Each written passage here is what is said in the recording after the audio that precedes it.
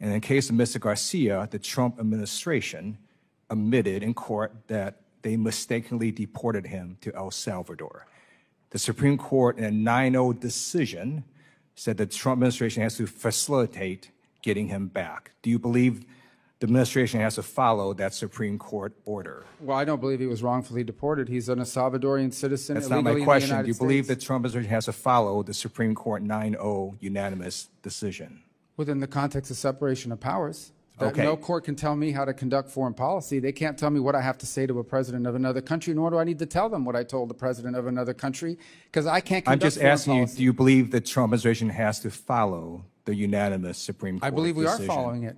Okay, so my next question is, what steps have you or the State Department taken to facilitate the return of Mr. Garcia, who was mistakenly deported to El Salvador? The conduct of our foreign policy is an executive function, and how I conduct I'm just it, I don't need to share with you. Well, let me ask you this. Share with the court. Have you or the State Department taken any steps to facilitate? We've taken steps, but I'm not going to tell you what they are, and I don't have to, because we conduct the foreign policy of the United States, and I can't conduct diplomacy with a foreign leader if I come to committees and tell you what they said to me, what I said to them, and more certainly a court can't tell me to say that. So you have taken steps to facilitate Mr. Garcia's return. We've made those. We've made that assertion, and we've made those assertions in court, and we've complied. I appreciate that. I'd like to ask you now about Ukraine. On August 24, 2022, you tweeted the following. In the past 6 months since Putin's criminal invasion of Ukraine, Ukrainians have shown incredible bravery and strength as they fight to defend their homeland. On Ukraine's Independence Day, the free world applauds their courage and celebrates Ukraine's sovereignty. And then also in 2022, you said the people of Ukraine are tough people who will never accept being ruled by Putin. I want to ask you, I assume you continue to believe what you said in 2022, right? That we should celebrate Ukraine's sovereignty and that the people of Ukraine will never accept being ruled by Putin, right? Yeah, that's why we're trying to end the war. All right.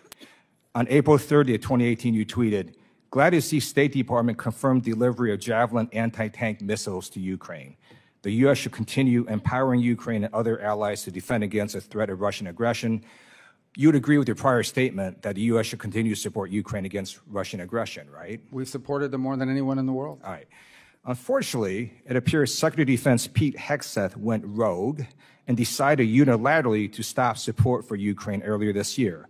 Various news organizations reported that Secretary Hegseth paused military support to Ukraine without President Trump's knowledge. I'm going to read you from one article dated May 6. Quote, Pete Hegseth canceled military aid flights to Ukraine just a week into Trump's second term without the president even knowing, according to Reuters. The order initially sparked mass confusion within the administration as national security officials in the White House, the Pentagon, and the State Department couldn't figure out who ordered the halt in flights. This is yet another example of the chaos and lack of cohesion that Hegseth has brought to the Pentagon from day one. Did Secretary Hegseth tell you before he ordered the halt in flights to Ukraine of military weapons? I can't comment on that because I don't remember that. I don't remember ever hearing that, to what you're claiming now. So your understanding is he never told you he was going to halt these flights? I just know we're providing them assistance now, but the war ultimately has to end. In 2016, you stated the following: from his repression of the Russian people and the assassination of his critics, to his dangerous invasion of Ukraine and the occupation of Crimea, to his threats against our NATO allies in Central and Eastern Europe, to the war crimes committed by Russian forces, Putin's Russia is a threat to global stability.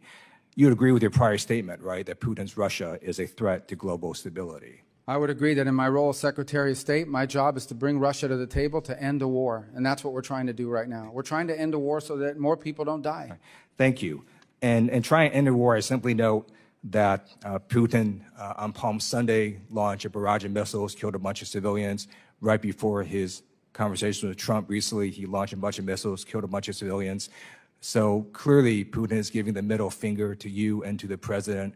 I urge you to defeat Putin on the battlefield. That's the only way to get him to the negotiating table. I yield back. Chair now recognizes Representative Kim. Thank you, Chairman. Secretary Rubio, thank you so much for coming to our committee. Before I ask my questions, I would like to extend my condolences and prayer to Representative Connolly's family and his loved ones. The president has said repeatedly that economic policy is foreign policy, and he's matching that statement with his actions, from $100 billion in the investment in the United States from TSMC and reshoring of more than $55 billion in private sector investment commitments to the recent historic trade deal with the UK and successful tariff negotiations with more than 50 countries.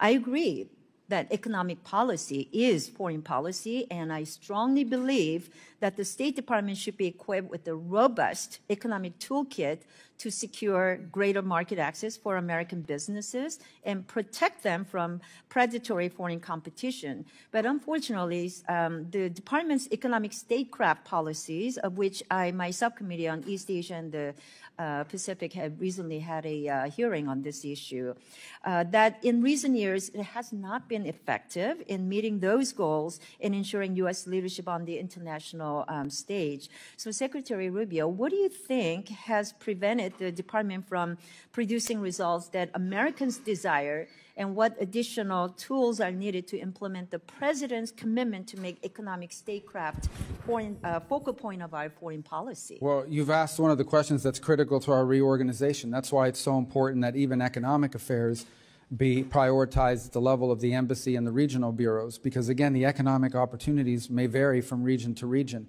I would say one of the issues that's held us back is on energy. It is by far the #1 need around the world, not simply because you can't develop an economy without energy. You can't even keep pace with the transformation of our economy without energy. AI alone will consume in its production both of semiconductors and ultimately of the equipment required for AI. AI alone will require a consumption of energy far beyond what the world is capable of generating today.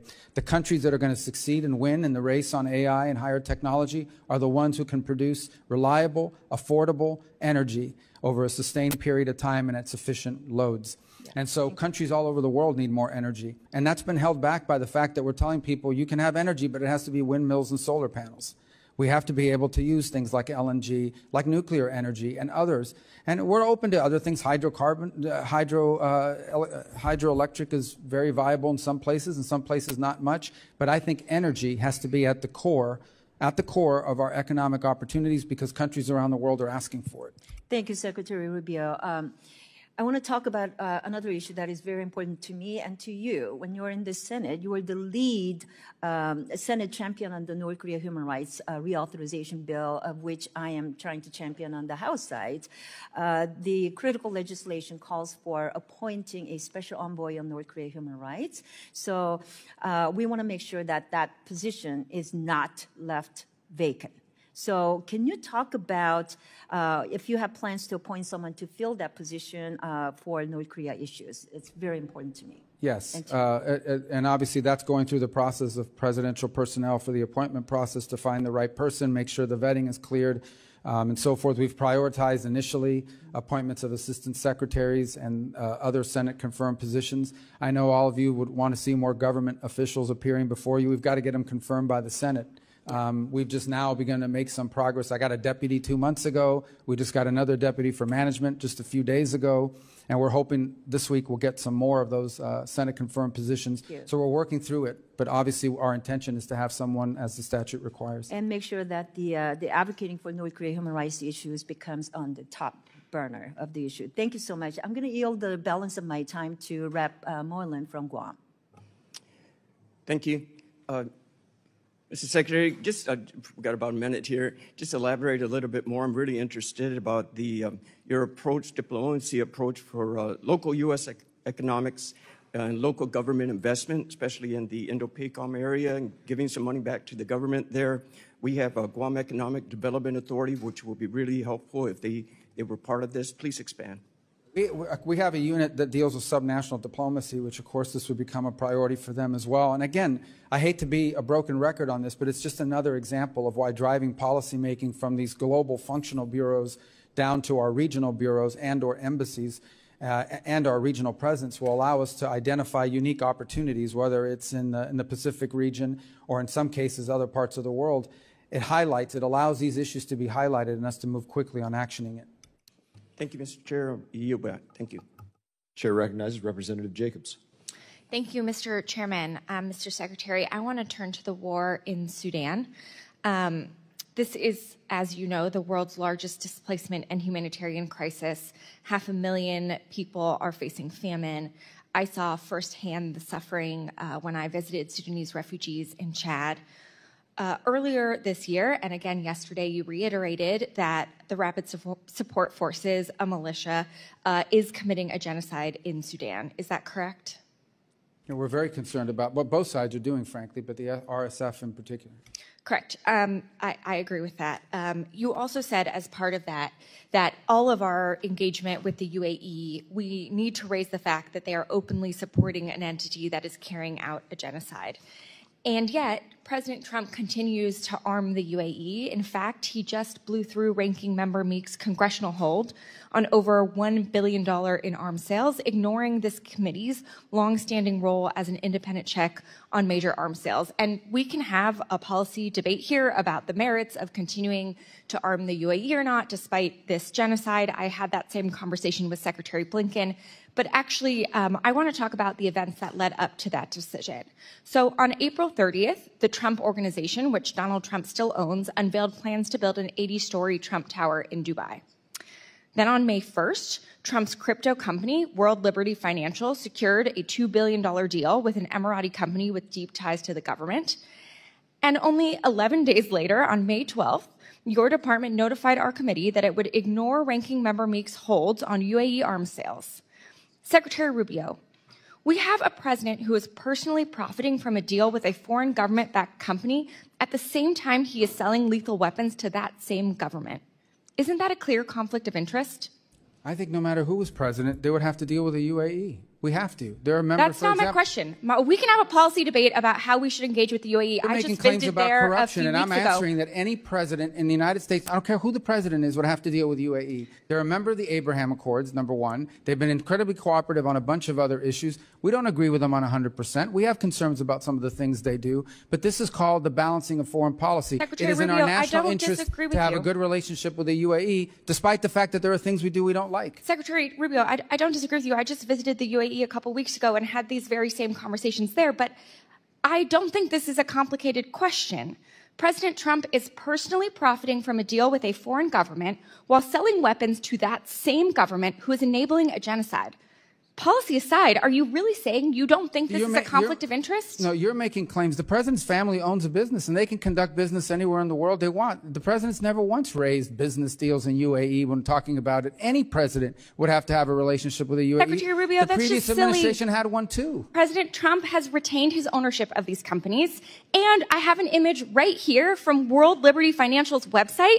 So the idea that President Trump is not the face of the brand of this company on top from benefiting from them, and it literally says on the website that Mr. Trump and his family members own a 60% stake in this company, that's silly. So we can talk about the policy merits. That's not what I'm asking you. I'm asking you a very simple question. Do you believe it's a conflict of interest to have a president personally profiting from a deal with a foreign government while selling weapons to that same government who's enabling a genocide? I don't accept the premise of your question. I think this has nothing to do with personally benefiting from anything. This has to do with the fact that in order to conduct foreign policy in the Middle East, you're going to have to deal with the UAE. Mr. Secretary, this is a clear conflict of interest, and anyone with any common sense can see that. The president is personally benefiting from billions of dollars of deals, and he doesn't care at all about the people of Sudan who are experiencing famine and genocide. It's shocking to me that you can't admit that. It's clear that you seem more concerned about staying in Trump's good graces than sticking up for human rights and American values that you once were a champion for. With that, I'm going to yield the remainder of my time to Representative Olszewski. Well, you make these claims about staying in good graces. You accuse people of being reclaiming my time, corrupt. Mr. Chairman. Thank you, Mr. Secretary. I appreciate a UAE. softball for you, yes or no, since I don't have a lot of time, and I appreciate it. The chairman gives me a few seconds back. Softball for you. Would you, yes or no, as Secretary, find it outrageous for you to solicit or accept a $200,000 Rolls Royce from a foreign government for personal or State Department use? That offer's never been made to me. Yes, so you would reject that offer? The offer of a Rolls Royce? Yes. I don't understand the purpose of that question. You would. That's a silly question. The fact that you can't answer the question, I Mr. just Secretary, answered. I said it's silly. Silly because you would accept it or not? Of course not. Who would accept it? But well, no one's then I think you should maybe perhaps, Mr. Secretary, reclaim my time. I think you are an honorable man by most accounts, but the man that you work for doesn't. And the fact that he is soliciting and accepting a $400 million plane is problematic. And you should know about it. It came up in a Senate hearing. You should read about it, add it to your reading, because it is problematic for foreign policy. It adds to the corruption that my colleague just said, and I hope you speak out against it. Thank you. Chair now recognizes Representative Huizenga. Thank you, Mr. Chairman and Secretary Rubio. Good to see you again. I'm going to try to quickly move through a couple of issues. My district consists of Southwest Michigan, including Battle Creek, where we have a large Burmese diaspora. And they have a lot of friends and family who are still back in Burma, Myanmar, that are dealing with the brutal military junta. And they are literally waging a war of terror and genocide on those folks. I have introduced a bipartisan bill, H.R. 3190, the Brave Burma Act, to target the military junta's revenues, specifically implementing full blocking sanctions on Myanmar oil and gas enterprises, Myanmar Economic Bank, the MEB, and entities operating within the jet fuel sector, which is where they get most of their revenue. And this is the same question I asked Secretary Bessent. Are you willing to work with us in my office to implement this particular? Well, absolutely. I mean, if you pass legislation, it's our job to implement it. Right. I appreciate that. I want to move on. I had in my subcommittee, I'm the South Central Asia subcommittee, but I'm also dealing with the R family of State Department as we're doing this reauthorization. And a couple of weeks ago, we had a hearing where we had the truth czarina, Ms. Jankowicz, participated in. And we know that the CCP has been pouring billions of dollars into propaganda and censorship around the world, and I'm actually introducing a bill, Restoring American Freedom Act, that would codify the Trump EO on censorship. But I want to know, what is your strategy to push back on China, defend literally speech and the truth? Well, I think the first thing is that we need to be strong defenders of free speech everywhere in the world, and anywhere in the world where it's being threatened, including, sadly, parts of Europe, where we're seeing truth and we're seeing free speech now being endangered. The second point I would make about it is, and we've done this in our own department, you know, we had an entity in our own department, the Global Engagement Center, yes, that was involved, frankly, in identifying Americans. Then they would pass this information on to these NGOs that were not part of government, and they would use them to then target Americans to try to silence them or brand them or harass them. The State Department should not be engaged in that, and we closed that center. That was going to be my follow-up. You're going to make sure that that's not happening. That's the idea of codifying the Trump EO, which is why I'm moving forward on that. Real quickly, Mr. Burchett, back over here, was talking about Afghanistan, and his bill, which is a report bill, I think goes hand in glove with a bill that I've introduced, which would require a restriction of all U.S. tax dollars that are being paid in Afghanistan for things such as fees and fines and taxes. I mean, U.S. taxpayers paying taxes to the Taliban in Afghanistan. And so I'd love to, if you want to make a quick comment on that, about a necessity to end that. I think this is something that we need Well, we to do. have, at the President's direction, we've ended virtually, if not all, of the aid programs that would fall in the hands or benefit the Taliban. Beyond that, there may be some other ways in which they're collecting funds that may require statutory authority to do, and so we would welcome that. Great. And we'll follow up with your team on specifically that piece of legislation. At this time, I want to recognize Mr. Zinke for the remainder of my time. Thank you, Mr. Chairman. Mr. Secretary, great always to see you. I have deep concerns about our ability to provide effective and timely military capability to our allies through the FMS program. I find myself the chair of a working group, and it is probably worse than both of us have thought. It's in need of reform. I'm glad to say it's a bipartisan effort both sides are working on. And Mr. Secretary, I just need your commitment that you will prioritize this, because with the President's recent trip to the Middle East would suggest there's a lot of FMS that's coming our way, and we're not in a position to make sure that we fulfill the President's objectives in that. So I just need your commitment, sir, that you'll help us and spend some time with us to wander through this and get it fixed. Yes, it's among one of our leading priorities of reorganization and reform, is to reform that process, to moves quicker and moves faster. We get so many complaints. Every bilateral engagement we have is someone complaining about some sale or even a financing deal that was been in place for 5 years and has not yet been delivered or has not yet been approved through the process. So we've got to reform that system. And frankly, the other impediment we have with foreign military sales is our industrial capacity to build munitions quickly enough to deliver for our own needs, but also for the commitments we've made to our partners. So that needs to be improved, and that can be improved if we have a faster system that's delivering on these contracts. I would agree, and I would say our military supply system in this country would not exist if it wasn't for foreign military sales. So with that, thank you for serving again. I appreciate you being here. Thank you. Gentleman yields. Chair recognizes Ms. Sherfless McCormick. Thank you, Mr. Chairman, and thank you, Secretary Rubio, for being here. My question is about Jordan. Jordan's a close U.S. partner and continues to struggle with economic challenges and lingering extremist threats. Furthermore, the global assistance freeze continues to have a negative impact on Jordan, despite the administration's granting several waivers for military assistance, as millions of dollars for economic assistance remain suspended. This is not only impacts Jordan, but also the security of Israel. A weakened Jordan means a weakened Israel. Jordan has also been a leader in getting humanitarian aid to Gaza. What is the status of U.S. economic assistance to Jordan, including the already congressionally appropriated funds? When it comes to Jordan, the remaining issues in the economic space for them, because they were initially exempted from even the freeze, and there was, however, a holdup on a number of programs involving water, particularly desal. We have approved those. There were 2 that were somehow not moving through the system. Those have now been approved. And I think very shortly, if not this week, early part of next week, we should see that program flowing. We've been in close touch with the Jordanians on it. It's been a source of frustration for them and, frankly, for me.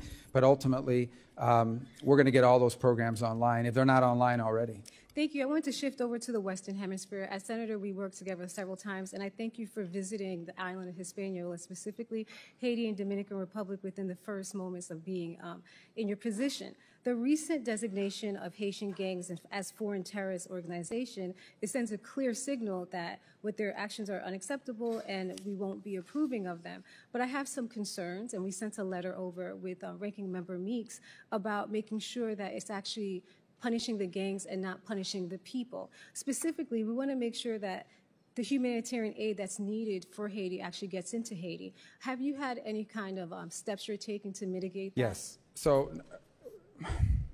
we think that designating them was important because, as both you and I know, there are individuals, including living in our home state, who are in cahoots with some of these gangs. And we can talk broader about the Haiti problem because it's something I feel very passionately about, but on the point you're trying to touch on, and let's be frank here, we are concerned that humanitarian groups, in order to distribute humanitarian aid, are often charged, for lack of a better term, tolls. You got to pay them money to let them go. Will that make them subject to sanctions because they paid somebody money to let them go through? That is not the intent of these sanctions, and we don't intend to punish them. The fundamental challenge we have in Haiti is that none of our existing international mechanisms are built for this problem set.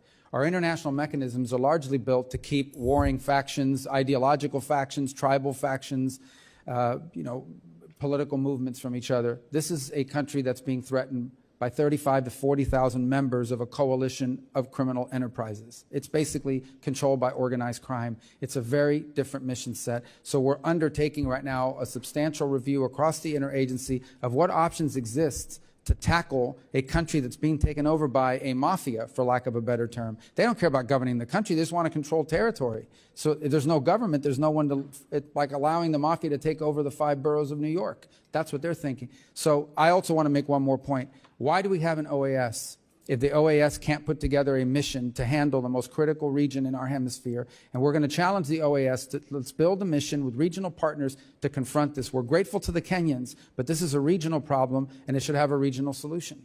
Well, that takes me to my next question also when it comes to Haiti. There's an underlying June deadline when it comes to the MSS. Could you please tell us any way you're trying to handle that? Yeah, we're going to continue to be supportive of that mission for 2 reasons. Number one, because it's the only mission. And number 2, because of the Kenyans, and they've been very brave in their willingness to do it. And number 3, because who's going to join a future mission if the previous mission was abandoned? But we don't believe the MSS mission is going to solve this problem. It could be part of the answer, but it won't alone be the answer. I have a lot of questions, so I'm going to run through it. The next one I want to ask you is also the biggest issue we saw with the mission is their inability to actually fight the actual gangs. Is there going to be any amendment or changes to give them the ability to fight, or is there another option you're pursuing? Well, I think there's two limitations. One is the mandate that's been provided to them to be defensive in posture. Unless you go out after these gangs, I mean, just to be frank, these 30, 40,000 gang members have to be eliminated, put in jail, eliminated. You got to get rid of them. As long as they're around, you won't be able to have stability in the country.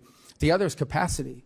They've had complaints about some of the equipment they've been provided. So it's a combination of not having a force posture, not having the legal authority, and not having the appropriate equipment, they claim, to be able to conduct some of these missions. And my last, since I have 1 minute, I wanted to turn towards Africa. I'm happy you talked about energy security. Specifically, when it comes to energy security, we have to make forward movement when it comes to Africa because they have so many minerals. But I'm afraid some of these, our diplomatic footprint has been reduced. And I'm happy to hear that the U.S. State Department is going to have a 6-point plan to bolster trade, but I still have concerns. So I wanted to ask you a few questions to see if you'd be able or willing to support this. Increasing funding to support commercial diplomacy, would you support that? We want to increase commercial diplomacy. I don't know if we need more funding to do it, but we can certainly, we certainly want to make it a higher priority. And also increasing funding for financial institutions to support projects and de-risk those economies. There are many different companies who would like to invest and help us build that footprint by having more economic relationships with Africa so we can have more of a partnership in trade. Would you support increasing funds to those financial institutions? Well, I actually think those would lend themselves to both the Development Finance Corporation and potentially Millennium Challenge Grant opportunities outside of the traditional aid. I think Africa is looking for development. They're not looking for charity. And by the way, we have not reduced any diplomatic footprint other than in the DRC. We had to remove some people because of riots outside of our embassy. Well, so my understanding is that you guys... Gentlelady's time has expired. Thank you so much for your time. Chair now recognizes Representative Baird. Thank you, Mr. Chairman, and Mr. Secretary. It's good to see you and appreciate all that you're doing. Thank you, sir.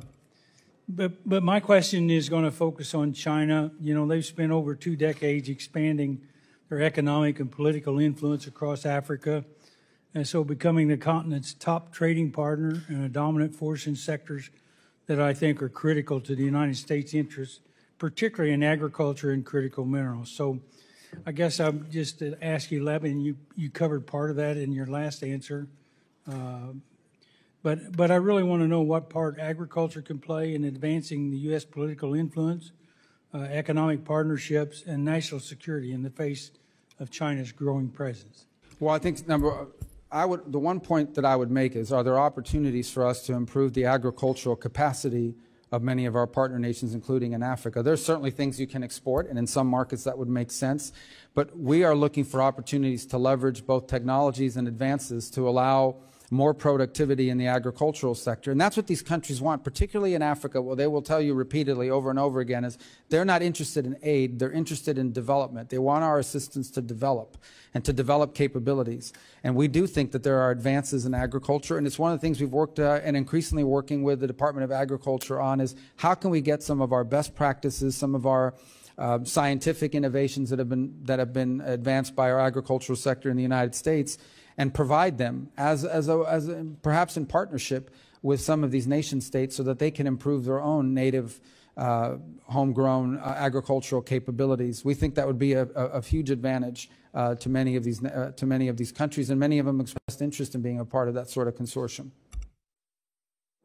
I couldn't agree with you more. I think they have the resources that I'm talking about, the land and some of the other resources that are necessary for agriculture, but they just don't have the understanding of the technology that's used in agriculture today. So very good. So how can the restructured Department of State reassert American leadership in Africa, particularly through strategic investment? You were talking about investment early with the investment fund. So yeah. So what we would look to for our missions on the ground at the embassy level and ultimately through the regional bureau is for help us to identify, because in every particular country, the opportunity is going to look different. And so as an example, we're still engaged in the DRC Rwanda negotiations, and our hope to we've gotten them to the table to sign a memorandum, but we hope they ultimately will cut a peace deal. But part of that is the ability to have American companies go in and in an ecologically responsible way allow the country to benefit from its mineral rights.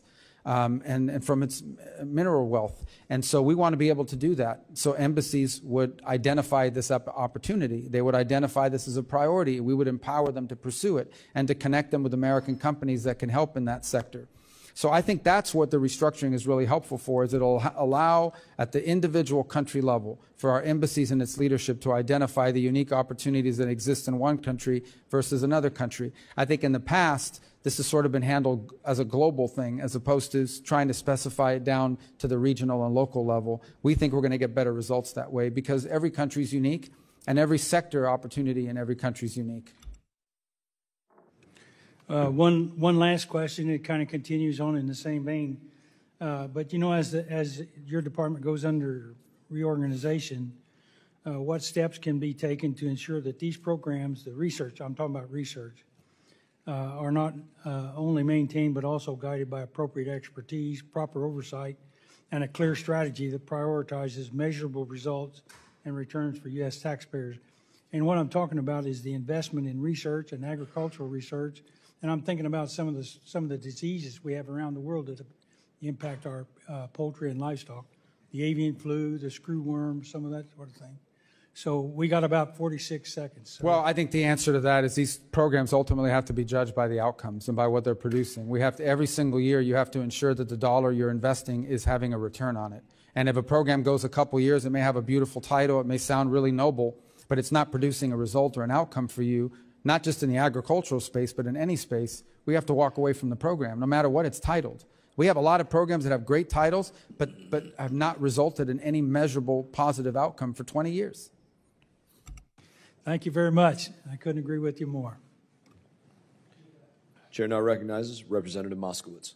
Thank you, Mr. Chairman. First, let me extend my condolences to the Connolly family. Jerry's wit will be missed in this Congress. And so in the spirit of Jerry, let me say, Mr. Secretary, that I am deeply disappointed and find your performance as the National Archivist extremely underwhelming. And just for the record, we don't get to confirm here in Congress, but if we did, I would have voted against your confirmation as the National Archivist. That vote never happened, so. I know. I want to talk about Iran for a second, okay? I'm deeply concerned about the language that I'm seeing from the isolationist wing of the party. And I've been kind of shocked that the administration seems to be tougher on Canada, Greenland, than they are on Iran. The Ayatollah insults our president. If the language coming from the Ayatollah was coming from Canada or Greenland or the EU, the president wouldn't stand for it. Yet he allows it from the Ayatollah.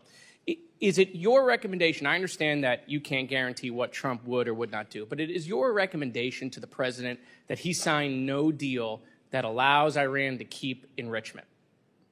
Well, here's the answer to that question is the president has made clear that Iran will never have a nuclear weapon. He's also been clear, and I think you've seen this in statements over the weekend, for example, that Ambassador Witkoff did on television and the like, that if you have an enrichment capability at any level, you are but steps away from nuclear weapons. Of so course. I think that's why the no enrichment piece is so important. Right, of course, and that was the issues that many people had with the JCPOA, is they felt that it kept the enrichment capability along with ballistic missile capability, which Iran now has, okay, a delivery system.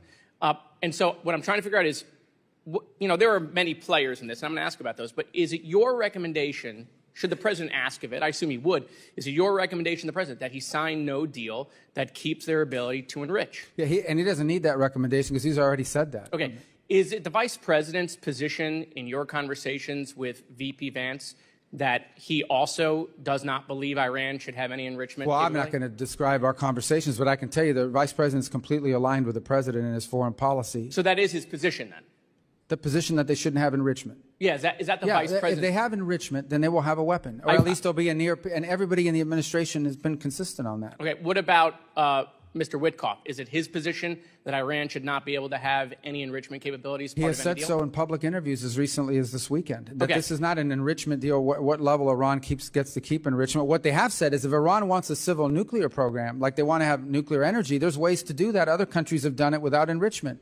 That opportunity is available to Iran if they seek it. They haven't been interested in it because they want to keep enrichment. That's the crux of what we're facing here. So any deal the Trump administration is not going to look anything like JCPOA. Is that your position?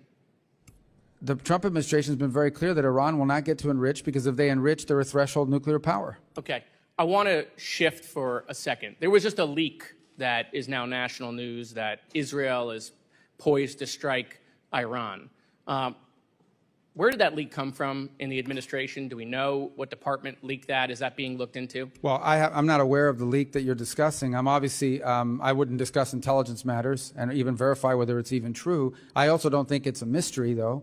Irrespective, I'm not talking about the leak, I'm not talking about the news story, that Israel has made clear that they retain the option of action to limit Iran from ever gaining a nuclear capability. I don't think that's a mystery, but I wouldn't comment. If I had read the article, I wouldn't comment on intelligence matters, confirm or deny them.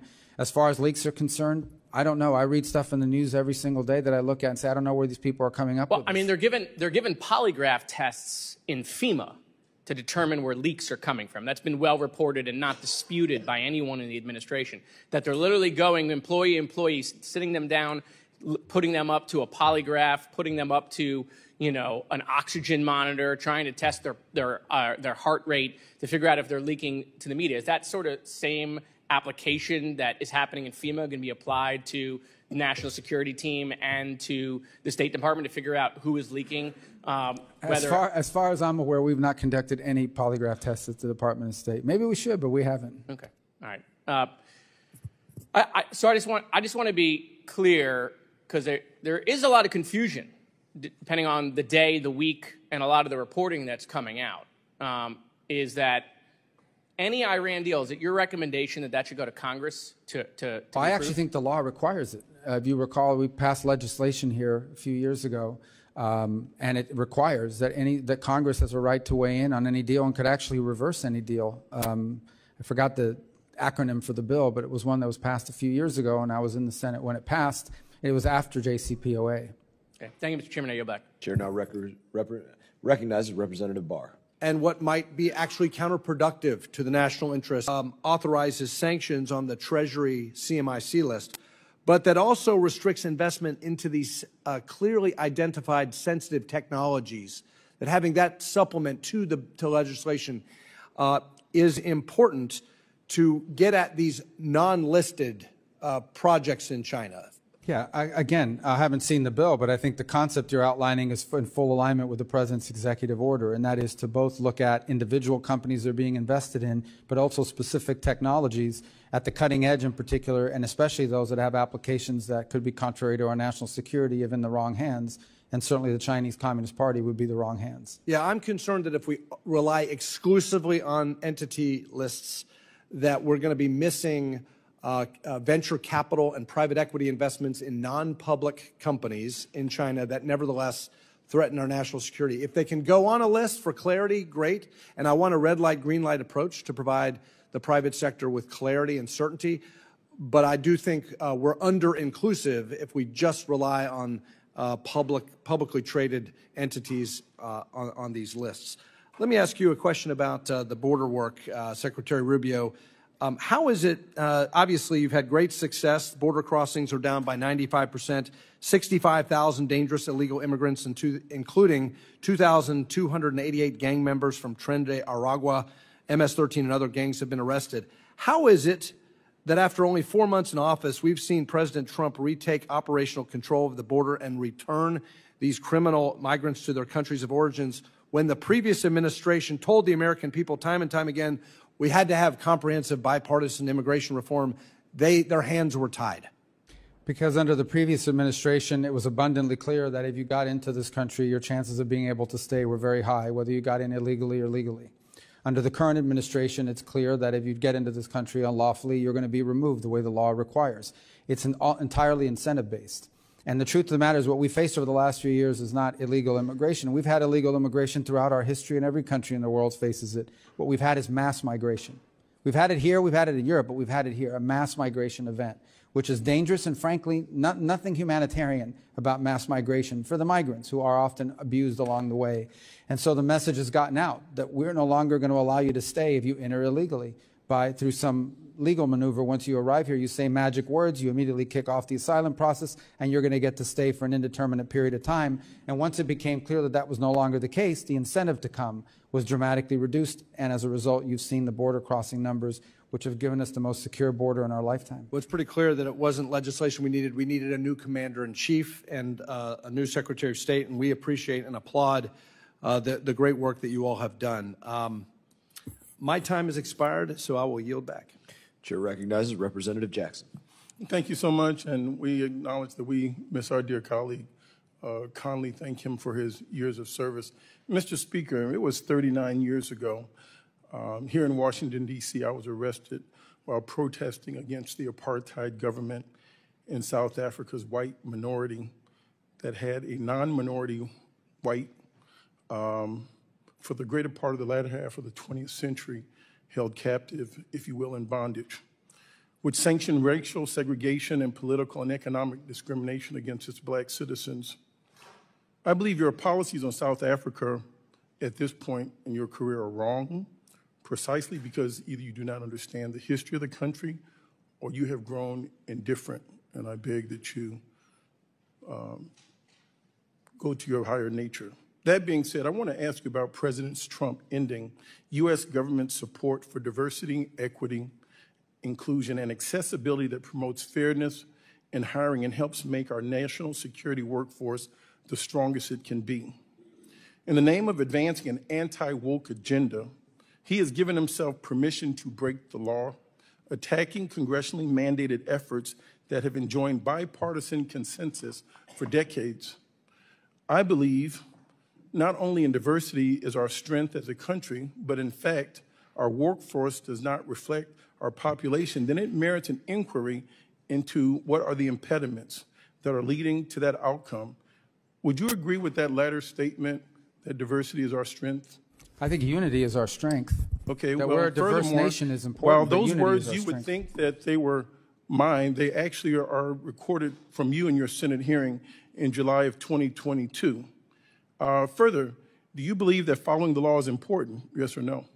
We follow the law every day. Okay. Well, you wear so many hats, it must be difficult to keep track of all the laws that you have supported, but yes, you did vote in favor of the bill, and I want to read a section of the bill that you did support. It's Section 5403 of the 2022 NDAA requires that the State Department to strengthen recruitment of people belonging to underrepresented groups. I know Mr. Trump has asked you all not to say that as cabinet officials, and I hope you have the guts to tell the president on some matters he is simply wrong. Mandating outreach to universities, employees' affinity groups, and expanding paid student internships are among the actions. So I would like to know, do you stand by strengthening diversity within the ranks of the State Department? I stand by hiring the best people to do the job, irrespective of their background, the race, color, creed. So you're going creed. against That's the very the law American that way. you had once supported, which I find highly contradictory and hypocritical. I hope that you would have the courage of your convictions, be the Marco Rubio, the senator that we knew, and not the Secretary of State that is now capitulating to that of a tyrant and that of Donald Trump. At this point, I would like to yield my balance of my time to that of the Honorable Sarah McBride, and I thank you so much for your time. The president was elected, as far as I recall. I've yielded my time, sir. Thank you, Representative Jackson. Thank you, Mr. Secretary, for joining us. We've talked a bit about the administration's proposed almost 84% cut in the international affairs budget, not just the USAID budget, but the international affairs budget, which includes the State Department. But I want to hone in on one line in particular, which is a 71% cut in the account that includes international disaster assistance. Now, we got a glimpse into what this reality would look like if this budget was implemented back in March, when the administration, when the U.S.'s response to a devastating earthquake in Burma was dwarfed by China's response. I think China's response was about 15 times greater than our response. Now, after that, we sent a letter to you that unfortunately we did not get a response to, asking several questions about the administration's decisions to essentially turn our back on the people of Burma. Now, as you said, foreign assistance, including international disaster assistance, is not a charity. It's a strategic investment. And when we were not there in Burma, it allowed China to fill the void. So I guess my question is, did you advise the president then, or are you advising the president to make decisions that pull the United States back from the world stage and allow China to play the good cop, eat our lunch on the international aid stage, and increase China's soft power? China spends even now a fraction of what we spend on foreign aid. It's not even close. It's a laughable difference. As far as Burma, the reason why we did respond to Burma, the problem is that the junta there hates us and they're pro-China, and they were still bombing their own people right after the event happened. As you, as a senator, time has expired. I yield back, Chairman. Representative Davidson is recognized. Thank you, Chairman. Mr. Secretary, thank you for being President Trump's Secretary of State. People back home love you, think you're doing an awesome job, and they would want me to relay that to you, and I certainly feel it as well, so thank you. Secretary Rubio, you're one of the largest recipients of U.S. foreign aid. We've given Ukraine well over $200 billion in aid since the war began, since Russia invaded them, and I've voted against all of it. Despite Zelensky's claims that, quote, when it's said that Ukraine received $200 billion in support to the Army during the war, that's not true. We received about $76 billion. It's significant aid, but it's not $200 billion. You know, Mr. Secretary, I actually am concerned that President Zelensky is right. You know, as I chair the Committee on National Security and Illicit Finance, I'm highly concerned that there's a lot of illicit finance there. Frankly, Republicans tried hard in the Inspector General there, but when you see things like that, there's a lot of concern. We know the previous administration wasn't following the money. Will you commit that you're following the money, and can you give us an update? Yes, obviously all of our aid is going to be analyzed. We have inspector generals. We have a particular inspector general on that account that will look at all of that spending, and if we ever identify misappropriation or movements around, then we will certainly address it. But I think the broader point, and is the one you make, is that we've provided extraordinary amounts of assistance to Ukraine, but this war now has to come to an end. There is no military solution to this war. It only ends in a negotiated settlement, and the sooner it ends, the less people are going to die, the less money is going to be spent, and the less destruction there's going to be. And that's the president's #1 priority, end the war once and for all. For 3 years, no one did anything to end it, and he is doing more than anyone ever has, and he's the only one in the world that can. Now, obviously, it'll take two sides to agree to it, but the president has expended and we should be very proud that we have a president that's pursuing peace and not new wars. I introduced the Define the Mission Act when they first went to war, because normally that's what you do first. Tell me what you're trying to accomplish, and then I can tell you whether I agree with the kind of resources you're asking for. We never could pass that. We never got a clear answer from the previous administration. So thank you for leading this effort on behalf of the president to define the mission, that we will help secure a peace. And one of those big steps was a minerals deal. I want to be clear that that agreement on minerals with Ukraine doesn't include security guarantees, does it? There are no military guarantees, correct? Yeah, thank you for that. And I just want to turn now, as the founding chairman of the Greenland Caucus, to another area where we have the opportunity to talk about minerals, not just Arctic security, but Arctic opportunity, in a place where maybe it would make sense to include security guarantees. Could you give us an update on the administration's thinking about Greenland and the importance of that relationship? Well, the administration's view is twofold. Number one, we respect the sovereignty and self-determination of the people of Greenland, and whatever they decide they want to do and what direction they're going to go. And number two, that Greenland is critical to global security because of its location, its geopolitical importance. That is not new. That has been known and that has been viewed for a very long time. It's why we've had a military presence there since before World War II, but certainly since then and during the Cold War. It is located in a part of the world, in the Arctic region, that we believe is going to become increasingly important in terms of global security. And we don't want to see Greenland fall under the influence of China or Russia or any other potential adversary. We want to ensure that it remains safe and it's strategically important, and that's his primary view. He views it as critically important to global security. Yeah, it's well said, Mr. Secretary. Thank you for that. And our caucus would love to work with you and the State Department and whomever you designate to work with on Greenland issues in particular. We've been in touch with people there, people in Denmark, and really look forward to helping, from the legislative perspective, support the administration's objectives there. You highlight China, and they are working with Canada and the European Union to really counter what the U.S. and the administration are trying to do, and I'm really concerned about that relationship with China. I think one of the cornerstones of American strength is the power of the U.S. dollar as the world's reserve currency. As we talk about stable coins and the future of money, China is trying to counter that. Could you talk about the future of money and the role of China? Well, obviously, China is trying to create an alternative world order that they dominate. And we obviously are not in favor of that and will not allow that to happen. And one of the best things that we can do is get our own fiscal house in order. Yeah, well said. You know, I think the future of money is one of the most important debates that we're having. China has implemented an Orwellian central bank digital currency. They're trying to impose that in the United States. And unfortunately, they have allies. People in our own government that want to build a central bank digital currency, link it to digital ID. I will submit that we are not going to counter China by being more like China. And I think, you know, the administration for leading with that, saying we're not going to embrace a central bank digital currency here and working to bolster the strength of the dollar as the world's reserve currency. Thank you. My time has expired, and I yield back. Recognize Representative Stanton. Thank you very much, Mr. Chairman.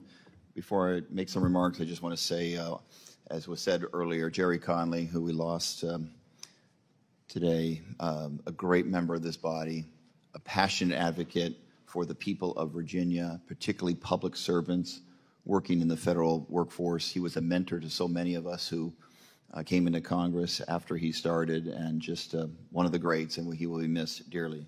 Mr. Secretary, thank you very much for being here today. In 2016, you warned, quote, "The world without American engagement is a world none of us wants to live with," unquote. I couldn't agree more, and I bring it up today because the threat from China has grown, not just due to global shifts outside of our control, but because of political choices by this administration, short-term moves with no thought for long-term consequences. The Chinese Communist Party has spent years claiming America is too divided to lead and too unstable to trust. When you became secretary, many of us hoped you would help lead the fight to combat this propaganda, because that's exactly what you did so well serving in the United States Senate. For example, Mr. Chairman, without objection, I'd like to submit for the record the August 2023 op-ed written by then Senator Rubio on this very subject. Without objection? Yeah. Secretary Rubio, in this op-ed, you wrote that strong, credible deterrence against Beijing is the best way to keep, quote, far-flung controversy from impacting our way of life. You added, quote, "If there's even a hint that the United States will not honor its security commitments, it will encourage Beijing to engage in more hostility to test our resolve." I thought your framing was especially smart here because you weren't just warning about policy. You were making the case for credibility, and I couldn't agree more with then Senator Rubio. But here you are today as Secretary Rubio presenting a very different record.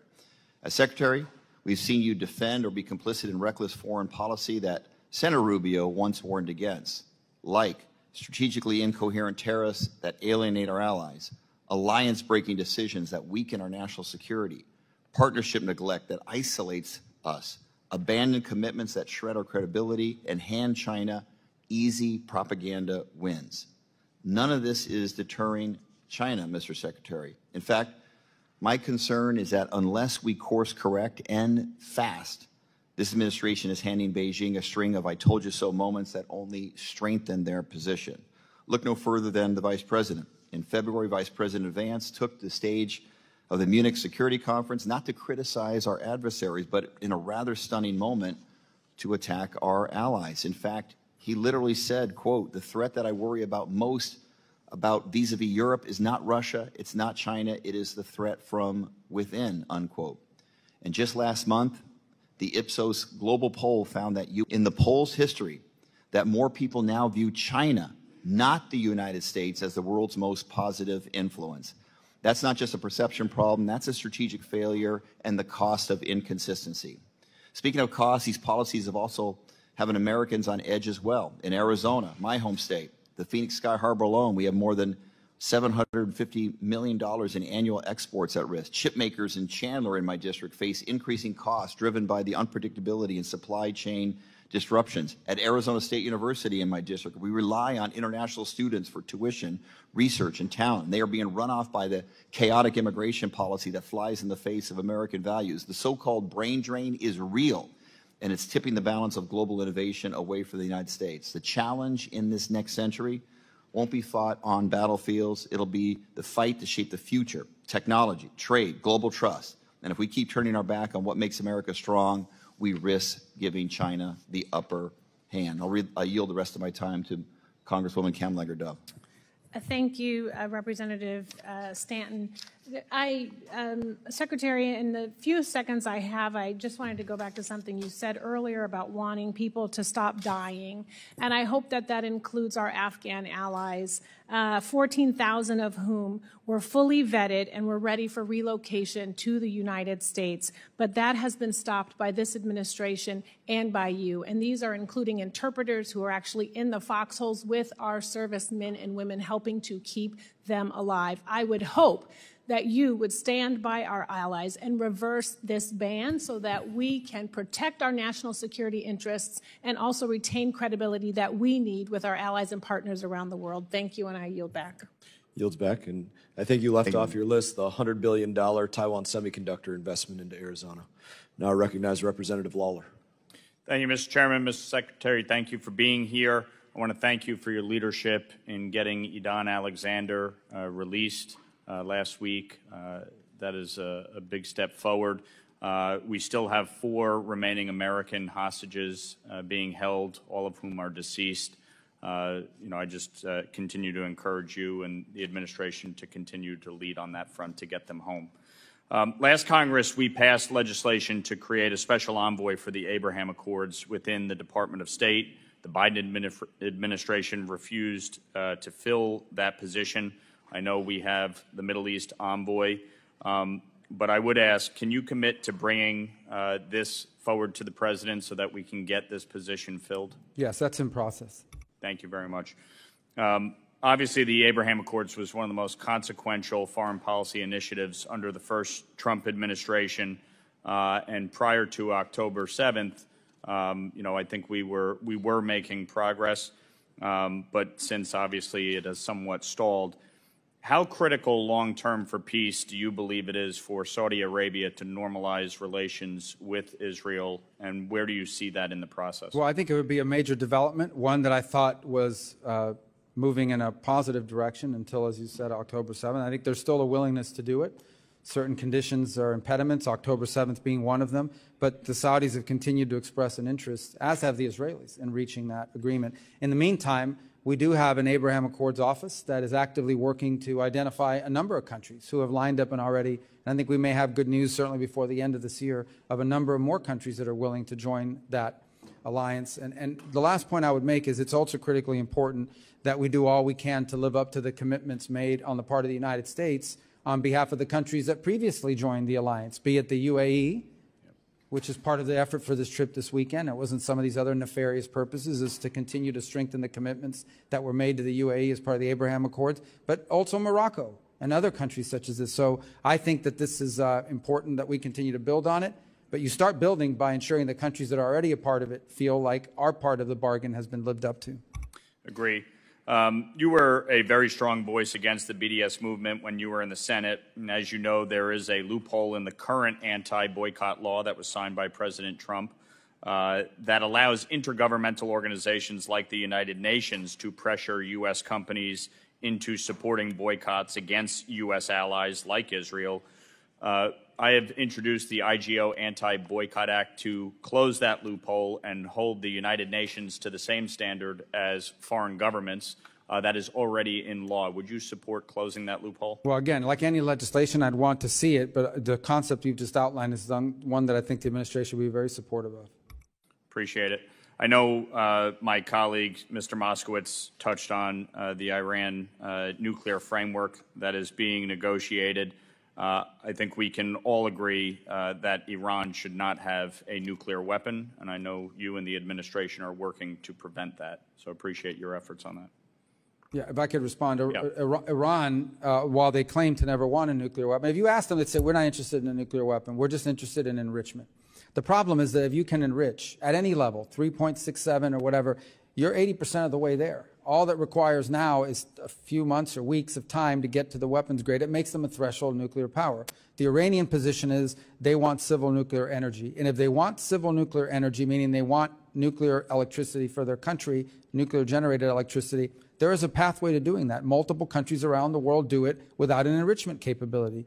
If, on the other hand, they want an enrichment capability, then that makes them a threshold nuclear weapons power, and that's an unacceptable outcome. And that's the reason why we have a problem with what they're doing now. And it's the reason why the president is imposing maximum pressure. Every single day, increasing number of sanctions are going on. And it's the reason, by the way, why the E3, the European three, are on the verge of instituting snapback sanction provisions against them by October of this year. I want to thank you. When it comes to maximum pressure, last Congress, you and I led the SHIP Act. We passed that into law. And this administration has already taken significant steps to enforce this SHIP Act, as well as the Iran-China Energy Sanctions Act, to go after the financial institutions facilitating the trade. We previously, in a markup, passed the Enhanced Iran Sanctions Act to expand the authorities.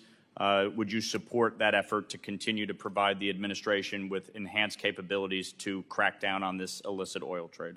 Absolutely. Very good. Thank you, Mr. Secretary. Thank you, Mr. Chairman. Representative Costa. Thank you very much, Mr. Chairman, for this important hearing today. I, too, like many of our colleagues here today, mourn the loss of our dear friend, Jerry Connolly, and our thoughts and prayers go to him and his family. Mr. Secretary, there are a couple of different issues I want to touch upon here that have been raised, but I would like clarity on. First of all, would you agree that the transatlantic alliance, the partnership post-World War II, has been a hallmark of freedom throughout the world? Yes, and it continues to be a strong feature of our foreign policy. Yes. You said that you had not discussed post-closures as it relates to those in Europe as part of your overhaul of the State Department. 4 are in France, 3 in Germany, 1 in Italy, 1 in Portugal, 1 in Brazil, not Europe. But and then I thought you said that no determination has yet been made with those post-closures? No, there was an article. Some of these are cultural places, like, I forget the exact ones, but they're not even embassies or consulates. But they're not being closed, but I don't know where these things are coming from. I mean, people are putting stuff out there. Now, if you could respond with a letter on that point, I would appreciate that. Sure. Well, I can tell you this. If the we find a Consulate post General, that's I know, wasteful, in Portugal, we'll close it. Historically. I don't know where that's coming well, from. I mean, that's okay. a press report. We'll clear that up later on. Mr. Secretary, you know, America has been the beacon of light for democracy, post-World War II, certainly. And almost every president has been used as a voice of a defender of democratic principles. Do you agree that China and Russia are our adversaries today, along with Iran, I might add? I think both, well, there's no doubt in the case of China seeks to replace us on the world stage as the world's most powerful country. In the case of Russia, they clearly do not support a world order in which the United States plays the role it's currently played, so they're an adversary in that front. In the case of Iran, they're a threat to regional peace. I wouldn't say they're a global threat, but they're an increasing threat. No, I understand. And I would even go further. I consider today modern-day Russia a syndicate masquerading as a country with a mob boss called Putin. And so in these negotiations, I want to do a comparative analogy.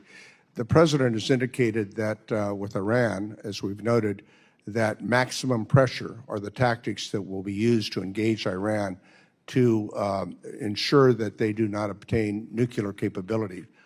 Is that correct? Maximum pressure on Iran? Right.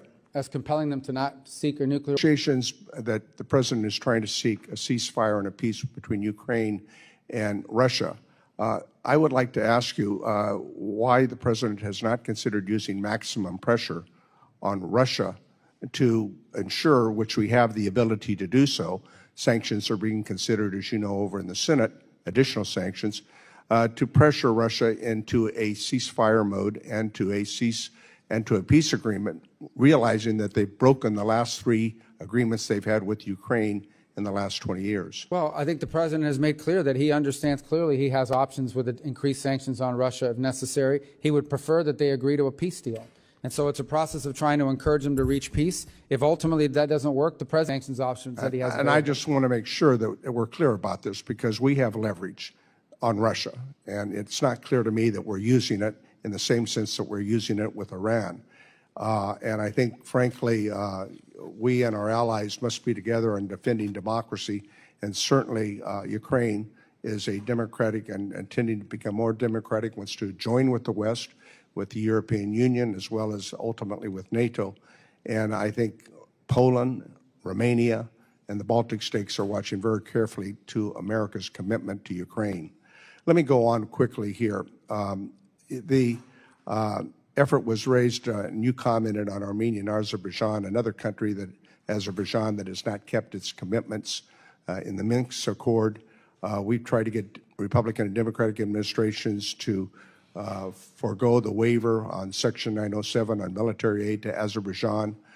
Finally, last year, the Biden administration rightfully refused to issue the waiver. I think it should be permanent. What is your position, and will you commit to not resisting Section 907 waiver again this year that would block military aid to Azerbaijan? Well, we haven't made a determination on that yet, because what we're focused on right now is getting them to agree to a peace agreement that does not cause them to invade a neighboring country in Armenia. We would like to prevent that from happening. The President's very committed to preventing wars, and we've tried to outline to both sides, especially the Azerbaijani side, the tremendous benefits that would come from signing a peace deal and not engaging in a war that we would find to be destructive, counterproductive, and the last thing we need right now in the region. And Armenia is looking for our help and our support. Representative Kaine is recognized. I yield back the balance of my time. Thank you, Mr. Chairman. And as we evaluate the State Department's budget and posture, we must ensure that its structure, priorities, and resources are aligned to effectively advance U.S. national interests. That includes ensuring global health assistance is targeted, transparent, most. PEPFAR has been an incredibly successful global health program over the past 20 years, and it's something that America should be proud of. However, the world has changed in those 20 years, and the U.S. should begin helping other countries take ownership of their HIV prevention and treatment efforts. To ensure success, we should make sure that there are planned, predictable, and negotiated timeframes. So in this committee's efforts to reauthorize the State Department, how can we define in statute the mission of the Bureau of Global Health Security and Diplomacies to facilitate transfer of ownership for global health programs to partner countries? That's a great question that we'd have to collaborate on in terms of statutorily defining what those benchmarks are. But I think the broader point is the best foreign aid is foreign aid that comes to an end because it's achieved its purpose. In the case of PEPFAR, where today 85% of its recipients are still receiving assistance, you want to reach a point in which one of two things happens. The transmission of the disease stops, but also the partner nation has built the capacity to be able to handle it themselves. Not PEPFAR specific, but many of these programs, what ends up happening is even if they do achieve their initial goals, it now it morphs into some new target that's created in order to continue to sustain the program. So ideally what you want to see is foreign aid that goes into a country, deals with the acute problem, but ultimately helps the country have the capacity to deal with the chronic problem, to prevent it from becoming a problem. And I think that's the ideal benchmark. You define it through a period of time, through gains year over year, and ultimately designed to increase partner capacity so the day will come where they can self-sustain. There's open-ended spending all across the world on all kinds of things. We just can't do that. We are by far, it's not even close. We're by far the most generous nation on earth, with no other equal, including China, despite all this alarmist stuff. But at the same time, it's got to be forward our national interests, and it cannot be throwing away taxpayer money. So recently, companies have begun developing novel HIV prevention therapies that last longer and can increase adherence, improving HIV prevention outcomes and reduce costs. As this committee seeks to reauthorize the State Department, how can we ensure that the Bureau of Global Health Security and Diplomacy is encouraged to quickly deploy these American innovations to PEPFAR partner countries? Well, I think at the statutory front, we can, in the reorganization, in fact, if you're able to do a reauthorization, we can build that into the law and into the requirements. From a management perspective, it's what we should expect of our people. In essence, every single year when we engage in something, you have to be able to outline how is this in the national interest, how do you measure success, and it has to be analyzed on a regular basis to ensure that it's delivering. You don't want to be 10 years into a program before you realize you spent all this money on a title that sounds good, but you didn't get the outcome. And now you got to keep funding it, or someone will come up here and create a protest or, lead an effort. We have this entire thing called, I call it, the foreign aid industrial complex of NGO on top NGO on top NGO on top of NGO who have built this massive monster complex of foreign aid. In some cases, one project has like 15 subcontractors underneath it before it finally reaches a local partner. That's outrageous. We cannot allow that to build and continue to build in that way. Okay. And then New Jersey boasts an unrivaled biotech industry that provides many products to the PEPFAR program, including HIV diagnostics. As you integrate PEPFAR's functions into the Bureau of Global Health Security and Diplomacy, how are you looking to ensure that diagnostics will continue to be a key component of the PEPFAR program? That's great insight. That's the kind of input we want to see. And that's the kind of input we want to work with you on and members of this committee on. These are the kinds of things that we can build ultimately in an authorization bill, but more importantly in our internal practices, again, to ensure that when we're providing aid, it's the right aid and the kind of aid that helps us meet the benchmarks that we've set.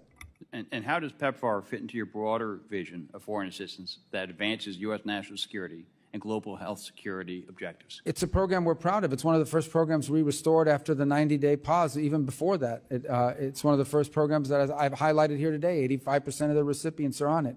But it does need improvement. The program does need improvement. Thank you. Yield back. Representative Alma. Thank you, Mr. Chairman. Secretary Rubio, do you know what this is? I'm sorry, my Lasix is not as good as it used That's all right. to be. I'll explain. This is a ready-to-use therapeutic food, also known as a RUF.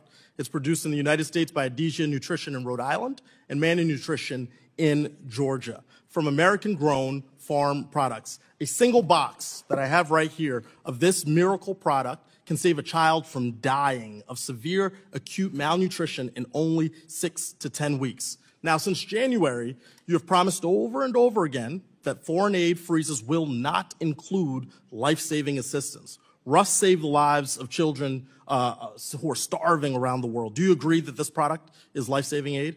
It can be, yes. Well, Secretary Rubio, the World Food Program estimates that 8,000 children die from hunger every day. Until last Friday, over 123,000 RUF boxes were purchased for Sudan, but were sitting in Rhode Island in a warehouse because of State Department delays. So my question for you is, are you doing everything you can to keep starving children from dying? There was no State Department delays to that being deployed. There may have been other delays, but it wasn't State Department. There were State Department delays. And it is clear that you have not done everything you can do to keep these kids from starving, because there are another 185,000 boxes of RUFs that the U.S. government and taxpayers have already paid for sitting in that same warehouse, all because the State Department doesn't have a plan, doesn't have its stuff together to get this rolling. So I can think of several countries where this aid is desperately needed, where these boxes of RUFs could save hundreds of thousands of children's lives. And these delays have real consequences, not just for starving children, but also jobs at home. I talked to the CEO of Adesia, who said they had to lay off 10% of their team due to the lack of payments from the U.S. government and a lack of clarity in March. So Secretary Rubio, will you commit to making decisions needed to move the remaining 185,000 boxes of RUFs to countries that need them by the end of this week? Well, I'd be interested to learn what those impediments are. Well, we've been talking about this for a while. I've sent you letters since January. But there's no impediment on our end to distributing that. There are impediments. I'm speaking directly to the Sudan source. is a war zone. Secretary, I'm reclaiming my time. This exists as a problem, and you have not acted. That's false. And maybe it's the case that you have too many jobs, because I know it's the case. A national archivist, or the head of USAID, that's a lot. I understand a lot of footballs. You're a football player. That's a lot of balls to catch. But the issue here is we have children who are dying. So will you commit to continuing to fund the production, transportation, and distribution of these domestically produced life-saving products to save starving children around the world? They're approved now. They are not moving. I just told you about 185,000 boxes in Rhode Island. I live there. And you need to figure out why they're not moving, because it isn't an impediment from us. Sir, you need to figure out. That's actually your job, sir. No, it's no impediment from the State Department. Well, Mr. Secretary, it seems like you will not make a commitment. Sir, it seems like you refuse to make a commitment. We do more of that than anybody in the world, and we're going to continue to do it. We're going to continue to do food aid. We're going to do more food aid than any country on the planet times 10. Well, that's a lot of talk. But I believe those are numbers. Seeing is believing, and there is not to be seen. Those are numbers. Those are facts. We do more foreign aid. Well, I've got numbers. I've got 185,000 boxes that aren't moving. So, but the State Department doesn't move boxes. I'm going to do you a little favor. We authorize them. Mr. Secretary, I'm reclaiming my time, sir. I'm going to do you a favor. To move. Well, you ask questions you don't want anybody answer. I'm telling you, they're allowed to move. And I have a question for you, and you're compelled to answer. Why don't you take 10 seconds now to turn to your staff and say, let's get this fixed? My staff knows. Not proven that to me. If the people who are affected, both here domestically and around the world, are not receiving this life-saving product. They are receiving it. Look, you staked your career in the Senate on supporting humanitarian aid, but now you won't make a commitment, or you're saying things have been done that haven't been done. Commitment. You've made a commitment? We do more food aid than anybody in the world. And we're doing more today than anybody in the world. Secretary, I'm reclaiming my time. You are speaking in generalities. I'm talking about specifics. I'm speaking in specifics. We do more than anybody in the world, and we're doing more than anybody in the world right now at this very moment. That's hyperbole, sir, because this has been disrupted because of your freezing of aid. Who does more food aid than the United States? Sir, why are you asking me questions? My job is to ask you questions. You're the one that's claiming that we're not. Secretary, I'm reclaiming my time. Secretary, I'm reclaiming my time. This is why I'm introducing the Rubio Act. So you focus on the one job that the Senate gave you to serve as our Secretary of State because you are clearly distracted, okay? After the last few months, I understand why President Trump has such colorful nicknames for you. You're obedient. You're following the rules. You will do anything the president tells you to do without regard for the law, the Constitution, America's security, or standing as a leader in the world. Unlike you, I do not fear crossing Donald Trump. I refuse to give up on these children. I will be calling you once a week until you take action to fund RUF and actually prove that you're doing this job to make sure you know how many children have died on your watch. Will you pick up my call? No children are dying on my watch. Will you pick up my call, sir? Pick up your call? When I call you to check in on your progress. Our progress has already been made. We already do more than anybody in the world. recognized. No, but he's made some strong accusations here. We're doing more than anybody in the world. That food is being distributed now, and he knows that. Very good. Representative Mills is recognized. Thank you, Mr. Chairman. First, I can tell you I won't be reclaiming any time. Secretary, I will make sure that you have the opportunity to answer questions. I think that you've done an amazing job. I think that well before you actually became Secretary, when you were sitting in the Senate, you proved yourself as a leader in foreign affairs. I can remember you and I, when we were campaigning in 22 together, we were at an event with Ron DeSantis in my district, and we sat and talked about foreign policy, and you're one of the most knowledgeable people I've ever met with, so thank you for stepping up to the challenge. I also want to go ahead and rebut a couple of things, because I believe, as you do, that history, an understanding of history, and the understanding of our 7 articles, 27 amendments in our Constitution is what makes you a good legislator and a good member of the federal government. They keep talking about this $400 million plane gift to Qatar, and you tried to answer this multiple times, but I want to paint some history here. In 1945, U.S. President FDR gifted a Douglas DC-3 to King Abdulaziz, which marked the beginning of a civil aviation in Saudi Arabia. This airplane is nothing more than a reason to complain about the president that knows how to advance U.S. interests. And it's actually more about trying to conflate optics with actual outcomes. This is a long-standing history, and so I just want to go ahead and let people know what that actually is.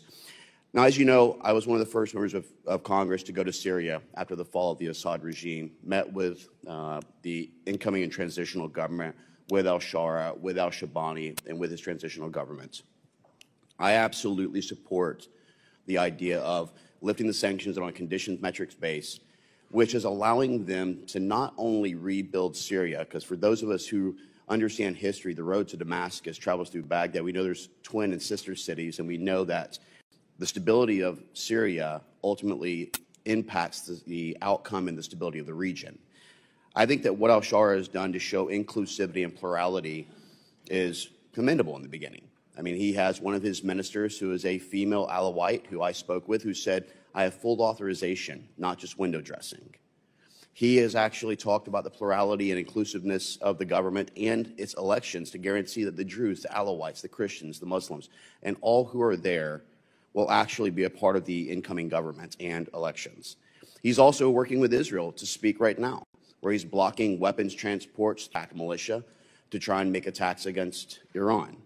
He's working with Iraq and the United States and the CTS teams to help combat ISIS, Daesh, to guarantee that they're still weakened, but also guaranteeing that he's pushed Iran out to make sure it's not a proxy state. It's a historical moment for Syria.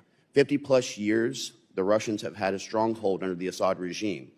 And I commend you on your support for this and also the Caesar Act when it passed. Secretary Rubio, I have a question with regards to Iran. We understand that the nuclear negotiations are going on and there's much to be done. but could you give us some of the highlights to what these metrics and conditions will be in the administration to guarantee that not only do we see a Iran that is free of nuclear weapons, but a potential change and fall of the Iranian regime? Well, anytime these negotiations are ongoing, you want to be delicate about what you say publicly because it could upend them. And obviously, I remind everybody that no matter the nature of their government, in foreign relations, the people on the other side are in politics too. And so they have their own balances that they need to have in terms of what they say publicly. What I think has been abundantly clear and the President said is, number one, Iran will never have a nuclear weapon.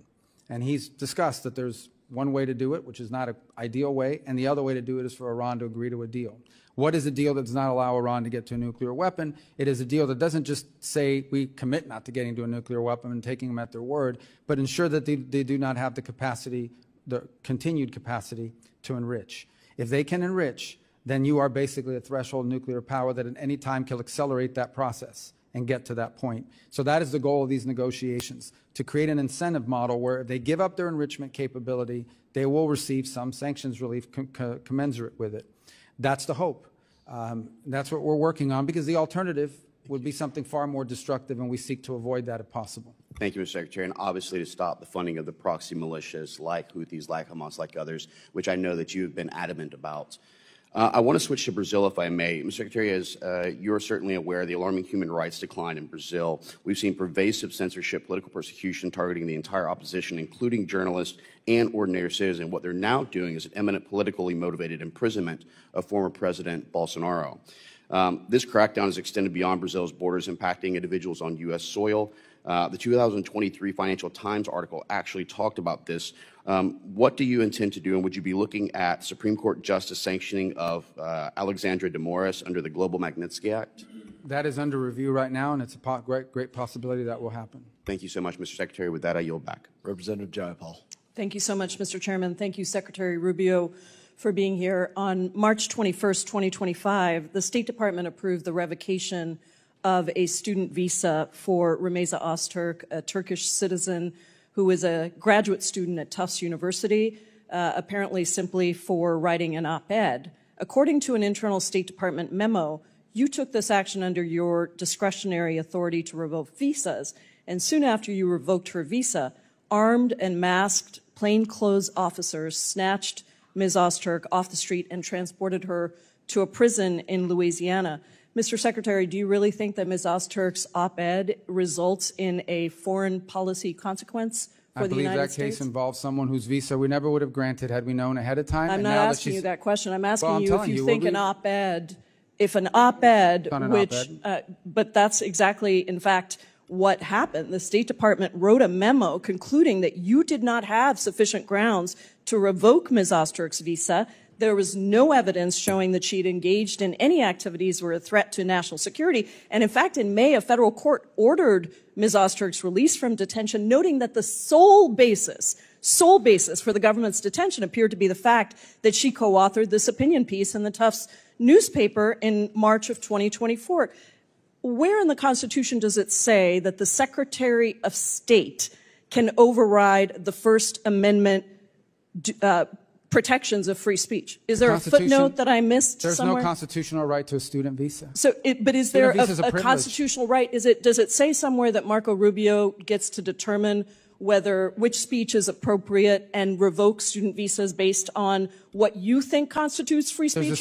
There's a statute that says the Secretary of State gets to determine whether someone is a threat. We deny visas every day all over the world. Do you think that the Immigration and Nationality Act trumps the Constitution of the United States, Mr. Secretary? Well, Congress can always change the law if you want, but I'm telling you, while I have the authority, I will continue to revoke the visas of these people that come here to tear this country apart. You said that, Mr. Secretary. Let me reclaim my time, because you are talking about revoking student visas based on what somebody says, and that means that you are trumping the legal Supreme Court, the supreme law of the land, which is the Constitution of the United States. No one has a right to a student visa. Mr. Rubio, why did the administration need to use masked, armed, unidentified agents to whisk somebody off the street and deny her counsel for almost 24 hours after her arrest? Well, you'll have to ask the agencies that did that work. I'm not responsible for that. I'm responsible for revoking the visas of these people that come to tear this country apart. Secretary Rubio, I'm talking about this particular case where you revoked the student visa of a Turkish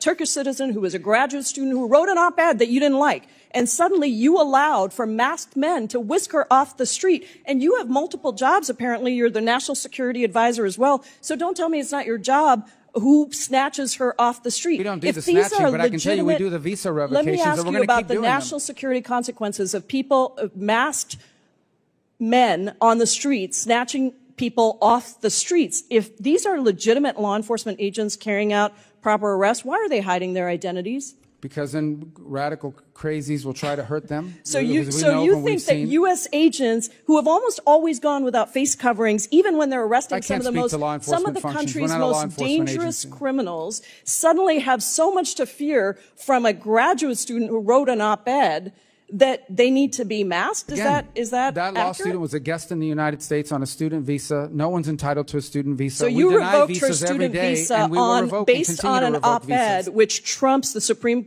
law of the land, which is the Constitution. Someone's coming up here to stir up problems on our campus. We're going to revoke their visa. She didn't do any of that. She wrote an op-ed. Well, she wrote an op-ed, and I'm talking to you about her particular case. Claims and your claims. Those are not the facts. You reclaiming my time. You revoked her student visa because she wrote an op-ed. Would you revoke? We're going to do more. I have another question for you. Would you revoke the visa of someone in the United States who published claims that, quote, Jews are an untrustworthy and dangerous group? Yes or no? We will revoke the visa of anyone who's in this country as a guest who's here to stir up trouble. Are you going to revoke the visa of somebody who made that? I mean, the case. I'll look at it. I'm looking to get crazy people out of our country. Actually, it's not just about revoking. You actually, Secretary Rubio, excuse me, reclaiming my time. Can you explain to me why the Trump administration granted refugee status to Charles Kleinhaus, the white Afrikaner who tweeted, you granted that person to enter the United States? Process. That's someone that applied here through a totally different process. Secretary Rubio, visas are a privilege. Secretary we deny them all the time, and we'll revoke revoked a visa based on an op-ed, and then you allowed for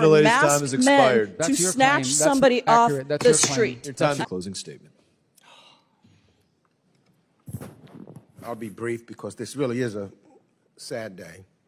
But I want to, in my closing, just say thank you to the men and women of USAID who did their jobs, who have been forgotten about by this administration and this Secretary of State.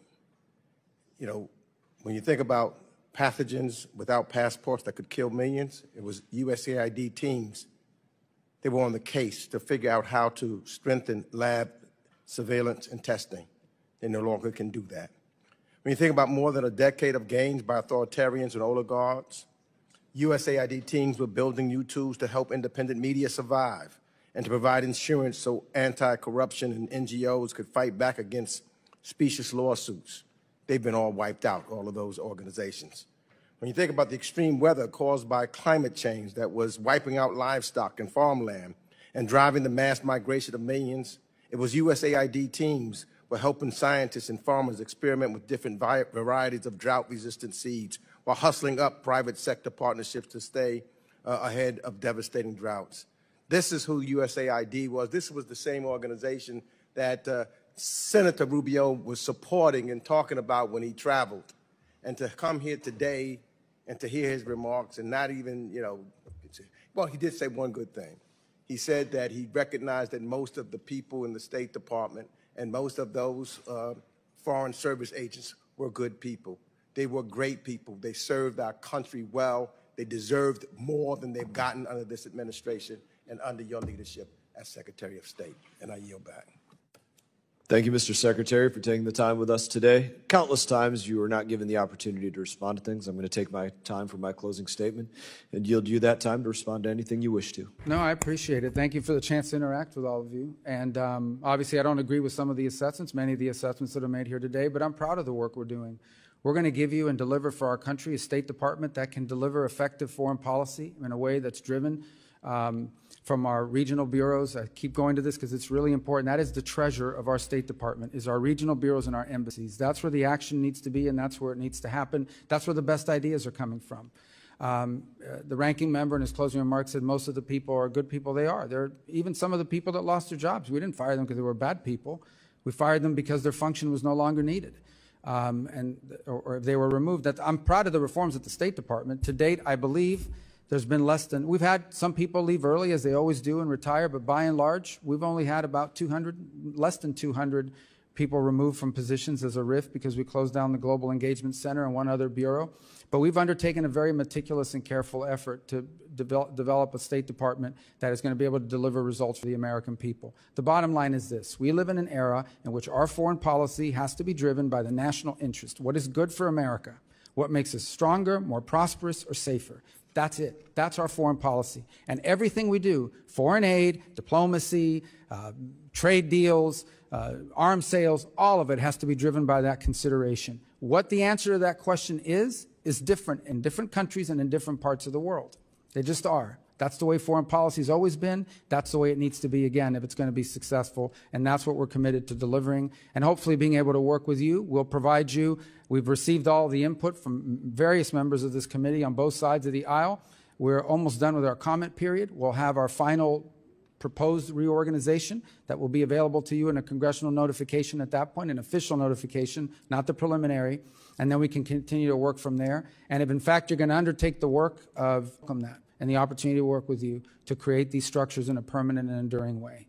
Thank you. Thank Point you of again, order, Mr. Mr. Chairman. Point of the order. members of the committee Point may of order, have some Mr. Chairman. additional questions for the Secretary, and we ask that you respond to these in writing. Mr. Chairman, Pursuant point to of committee order. rules, all members may have 5 days to submit statements, questions, and Mr. Chairman, extraneous point of material order. for the record. Subject to length limitations, without objection, the committee stands adjourned. Point of order, Mr. Chairman. And LGBT comic books, musicals, plays, and operas. That stuff was not PEPFAR, to say the least. It didn't make America safer. It didn't make America stronger. It didn't bring other countries closer to us, and it didn't save lives. Now, many of my colleagues might think that canceling these programs creates an inroad for China. And I would say that we could only hope that China is stupid enough to spend money in that way. I want to thank this administration for bringing charges against those who it appears were stealing from the State Department and USAID, and in turn the American people. And I want to thank you, Secretary Rubio, for reorganizing the State Department into a lean and effective diplomatic operation. Let's give proof of that. Just this past week alone, President Trump secured more than $2 trillion of investment from the Middle East. That is more than 10 times what Joe Biden secured from the Middle East during his entire 4 years in the White House, which is not entirely surprising considering under the Biden State Department there was millions spent on programs like trans. And you know, Secretary Rubio, the job is not done up until now. Over 80% of the State Department has been unauthorized. We have bureaus and offices that have grown from thousands of dollars to billions of dollars. And that changes in law when we pass the first comprehensive and standalone State Department reauthorization that has occurred since 2002. I look forward to working with the members of this committee. I look forward to working with you, Secretary Rubio, and I look forward to working with Senator Risch moving forward to make sure that one thing and one thing alone takes place. Every single dollar and diplomat that we authorize and send into the field puts America first. In that, I would now like to recognize Ranking Member Meeks for any opening statement that he may have. Thank you, Mr. Chairman. Secretary Rubio, I'm glad you are finally before this committee. Your testimony actually comes long after the State Department, under your leadership, took actions without required congressional consultation or that were contrary, late than never. But let me be clear, showing up months after the fact and refusing to stay until every member has questioned you for 5 minutes as entitled to under House rules are not the standards to which we hold the Secretary of State. Mr. Secretary, I've known you for a while, and I respected very much Senator Rubio, even when we disagreed. Senator Rubio was a principled statesman. Secretary Rubio, however, as we've seen in the past few months, is something different entirely. As a senator, you spoke often and forcefully about the dangers of executive overreach. You warned America not to lose its moral clarity or sacrifice democratic principles for short-term gain. Senator Rubio recognized that we cannot allow the executive branch to unilaterally determine the direction of the United States foreign policy without accountability to Congress.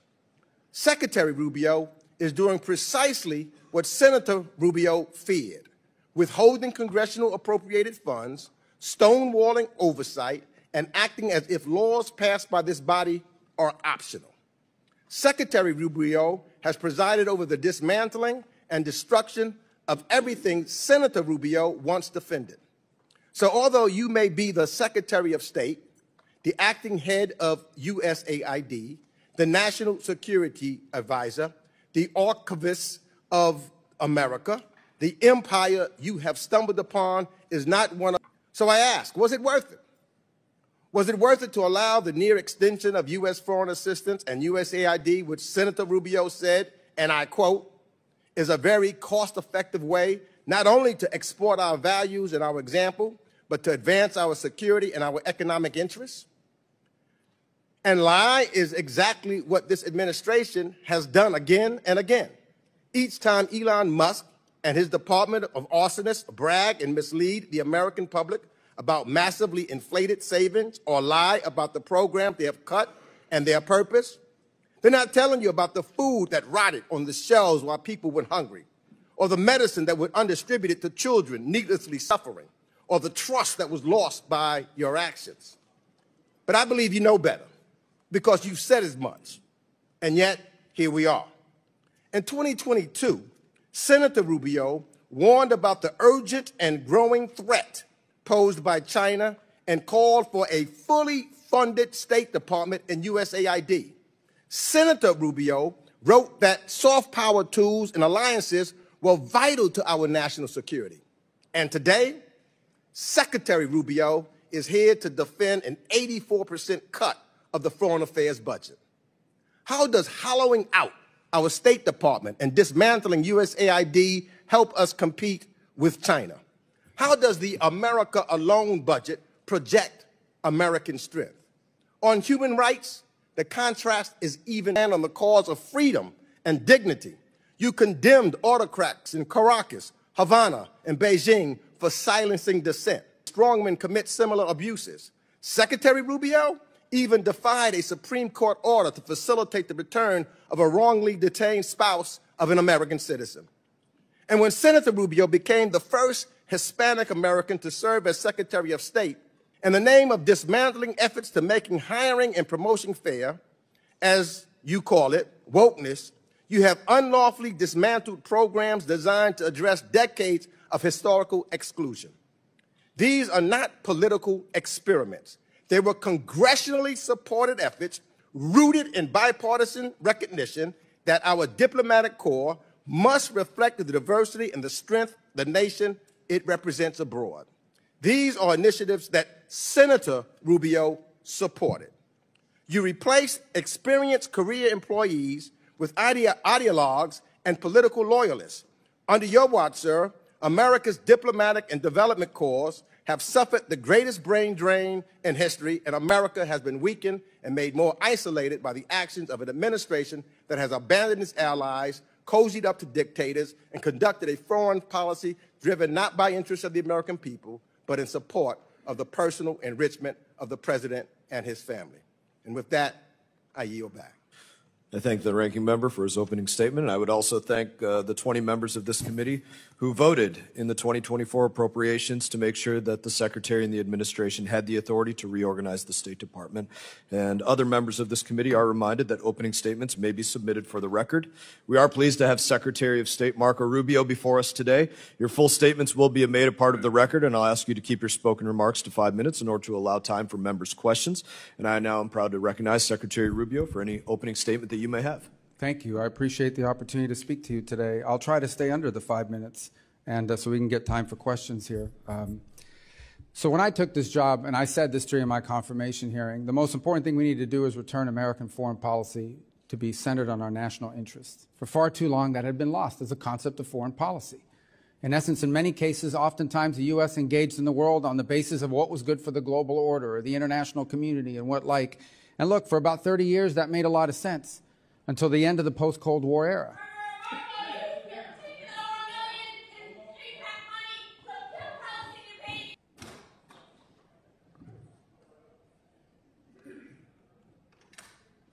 So that made a lot of sense for a long period of time during the Cold War, but then we entered the post-Cold War era, and the war and the world order has rapidly changed. We entered a new era about 12 or 14 years ago, and we entered an era of near-peer competition, where for the first time since the end of the Cold War, the United States had a near-peer competitor and adversary in the state of China. And we need to confront that, and our foreign policy needs to be in the interest of the United States.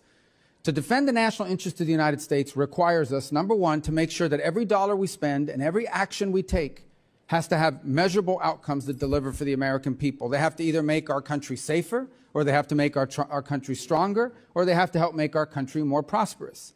It has to do at least one of those, all three of them. Now, what that means is that there are some great causes on the planet. America cannot solve every single one of them.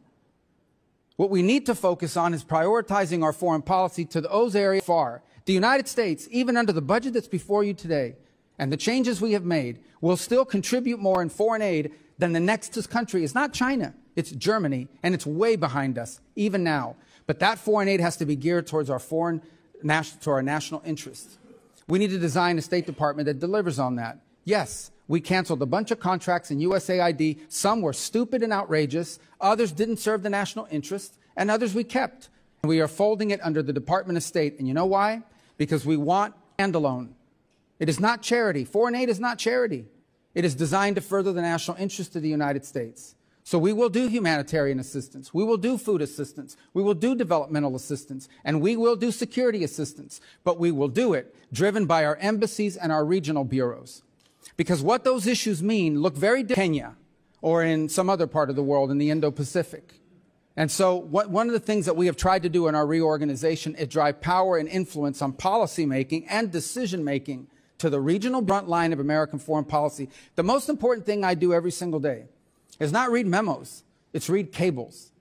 Now, I want to tell you something else. Look, I did serve in the Senate for a long time, so this is a new job to me. When I got there, I'd get a memo. I still get, in order for an idea to reach me, a decision to reach the Secretary of State, some of these things have to be checked off by 40 people, 40 boxes. And if any one of these people has a question, they can hold it up before the idea even ever gets to me. Now, we have to be able to move very quickly. And a case in point is what happened last week.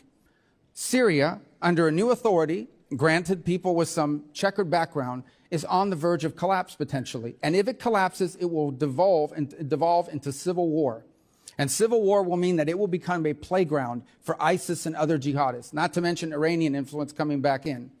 So there's no guarantee. It's guaranteed. Then our partners in the region could not have provided donor dollars so that transitional authority could try to stabilize its governance of the country. That place could have collapsed within weeks and could have delivered on that. It would have gone to the NRA. The 9 months of debate. Any individual could have held it up with an information hold, and we never would have acted. We can't afford it. The world moves too quickly. And so we need to drive policy from the ground up of our portfolio, part of what we do, and it has to be consistent with our agenda in any region of our portfolio, part of what we do of the world or any country.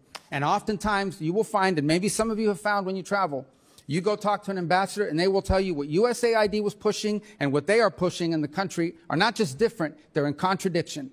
And in many cases, USAID programs were undermined. I am not the first Secretary of State that wanted USAID and foreign aid to be under the Department of State. I'm just the first that's been able to do it.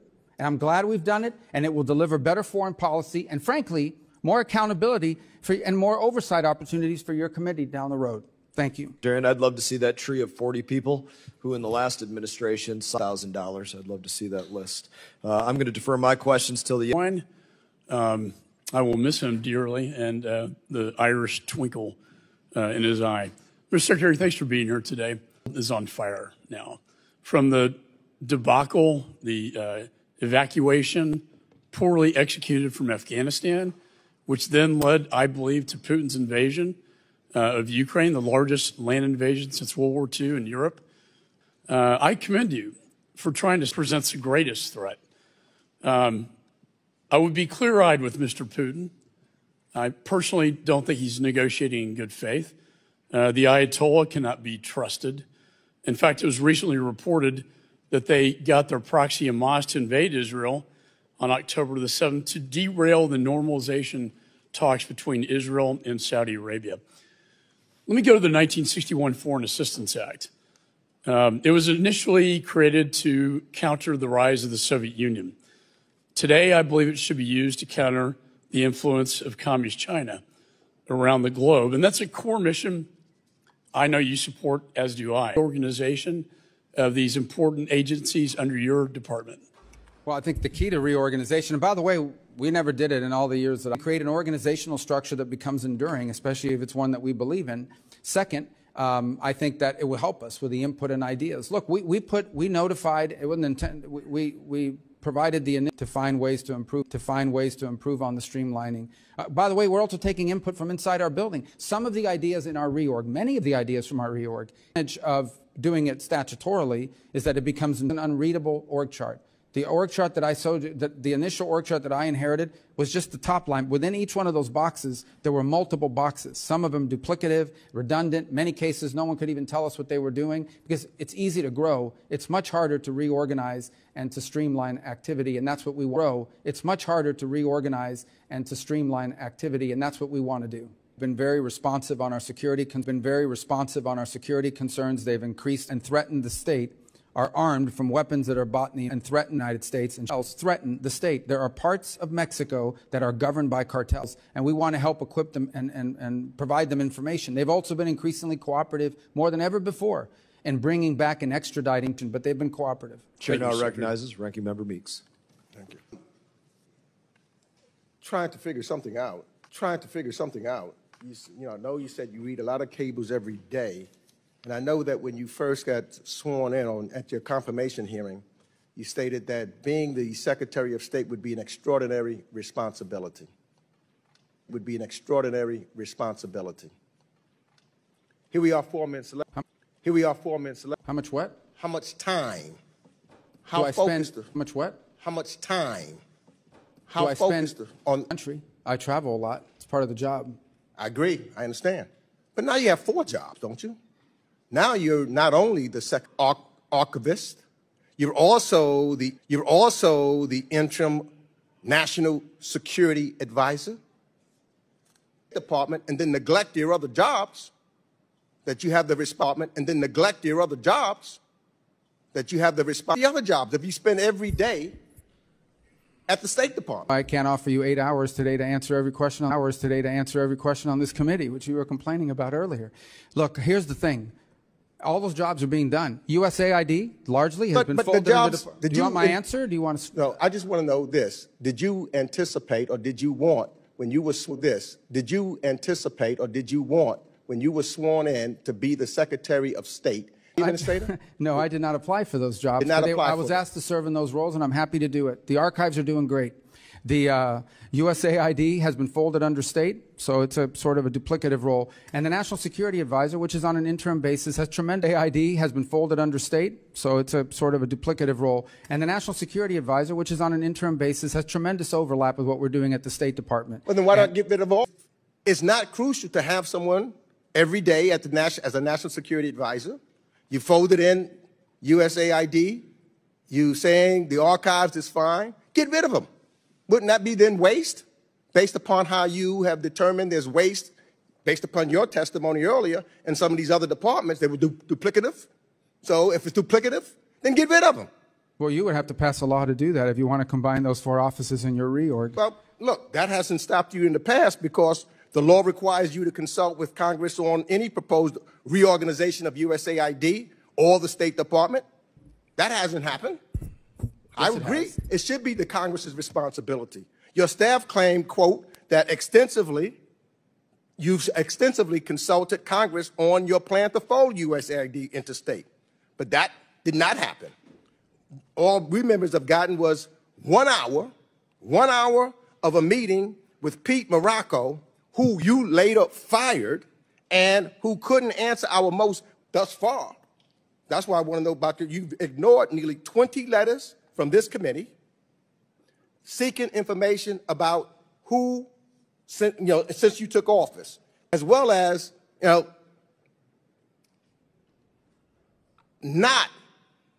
we spoke one time, but not consulting this committee at all.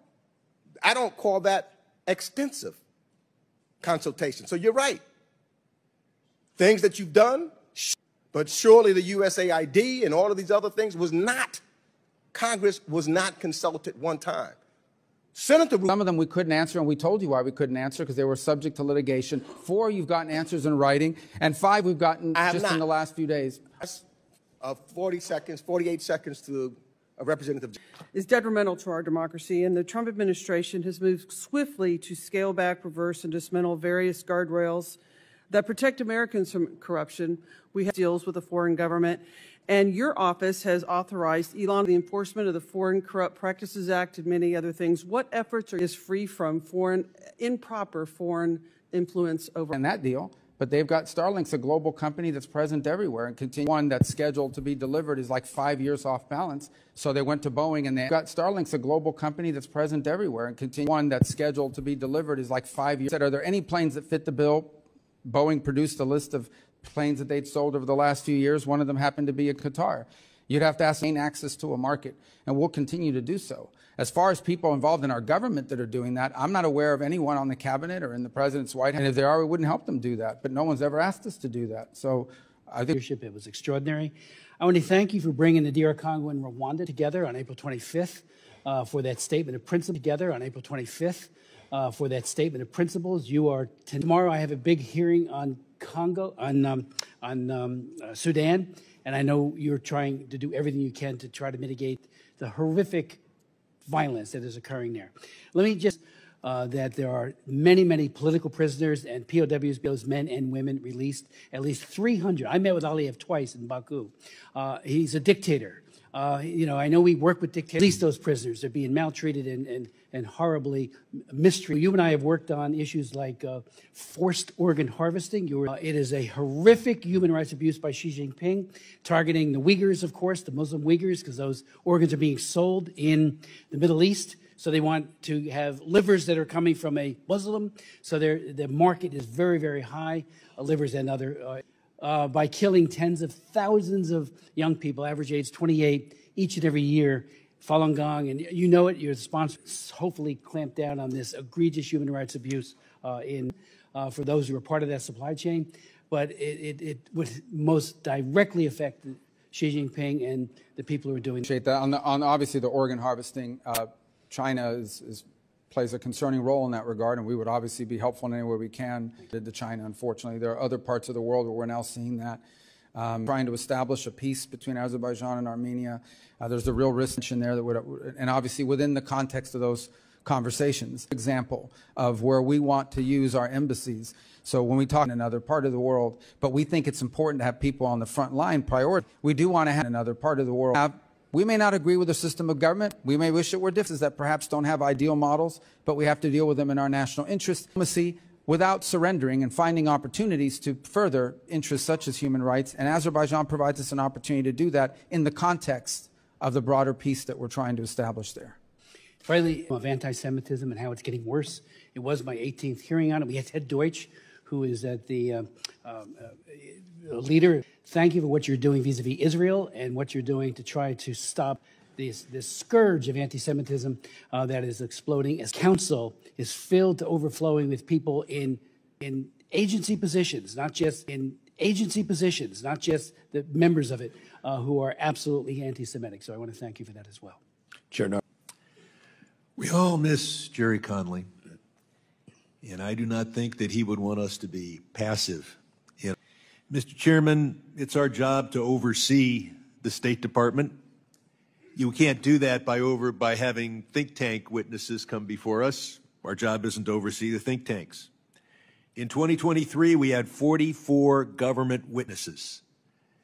This year, we have our first. Not only the secretary, but the undersecretaries and assistant secretaries, so that we can really. In the 1970s, there was a powerful Middle East monarch who claimed to be at least agreed.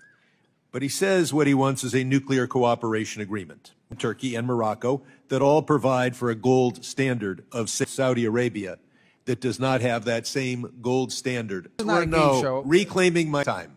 Well, reclaim your time, but it's not a game show. I get to answer. These are complex questions. Let me answer. Mr. Secretary, I'm reclaiming. Show. I get to answer. Reclaiming my time. The filibustering takes place in the Senate. I'm trying to answer your question.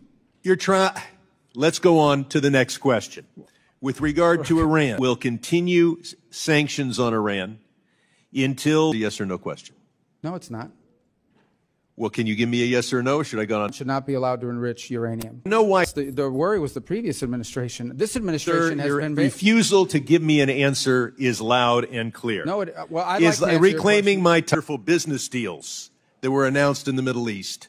It's reminiscent of the first year of the first term of Donald Trump, where he announced a $10 billion investment by Foxconn in Wisconsin. It is still an empty field. I am sure that the only deals announced in the Middle East that will actually happen were the bribery deals, the $400 million plane and the $2 billion Abu Dhabi will put into the cryptocurrency sponsored by Mr. Trump. The effort to say that it shouldn't be controlled by the Chinese Communist Party. We passed a law with your help. That law requires that we ban TikTok now because all of the expiration Chinese interests affiliated with TikTok transfer $300 million. It's a pure gift. It's $300 million for nothing but monopoly money. And so there's a word in Mandarin for this. It's called bribery. And it raises the question that I'll ask you to respond to, violate for a $300 million Chinese bribe. We next focus on the on USAID. Musk gutted it. He said no one in the world died because of what Elon Musk did. Listen, yes or no, reclaiming my time. If you won't answer, that's a loud answer. No one has died because of USAID. The people who have died as a lie. Result of cutting off the oxygen of a woman in his co-conspirators. Chair now recognizes Representative Wilson from South Carolina. Thank you, Chairman Bryan. Sympathy for the Connolly family, as I was always cherished my friendship, Jerry Connolly. Mr. Secretary, congratulations on your success on behalf of the American people to implement the policies of President Donald Trump. Sadly, as you address problems that have plagued the department, bureaucrats in the past have undermined the agenda of the president. It was historic to have, as you just cited, the announcement of President Trump to lift sanctions, giving Syria a chance, which was welcomed by a standing ovation in Riyadh. They've been replaced by billboards praising Donald change in 6 months to go from dictator to a potential of democracy. With that in mind, I have concerns that there could be efforts to undermine. And so will you be, can we lift the specific export controls on Syria? Well, as you know, the sanctions in Syria are largely based on a statute, the Caesar Act, permanently repeal those. In the interim, what we want to make sure is that the sanctions relief that we're providing allow our partners in the region to begin the aiding, even as we speak. There was a meeting on it yesterday. It's in execution today.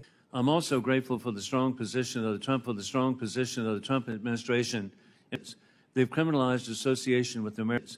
They've criminalized association with the Americans, controlled by the Chinese Communist Party now in the Republic of Georgia. What will be done to help the State Department impose real cost on the anti-American interest to have an anti-American government governing an important part of the world, and if not, we'll take appropriate actions to impose costs on that government. Specifically on what we plan to do yet, but I can tell you that that is something that's being discussed. And again, a great example of why we're going to look to our exploration and for the development of the oil capability. It's being done to promote freedom for the ability of Kurdistan to, in regional government, to really support the people of Iraq. United States and have expressed interest in doing so again in the future. That's unacceptable. Seatmate Jerry Conley, he loved sitting here, and we loved him.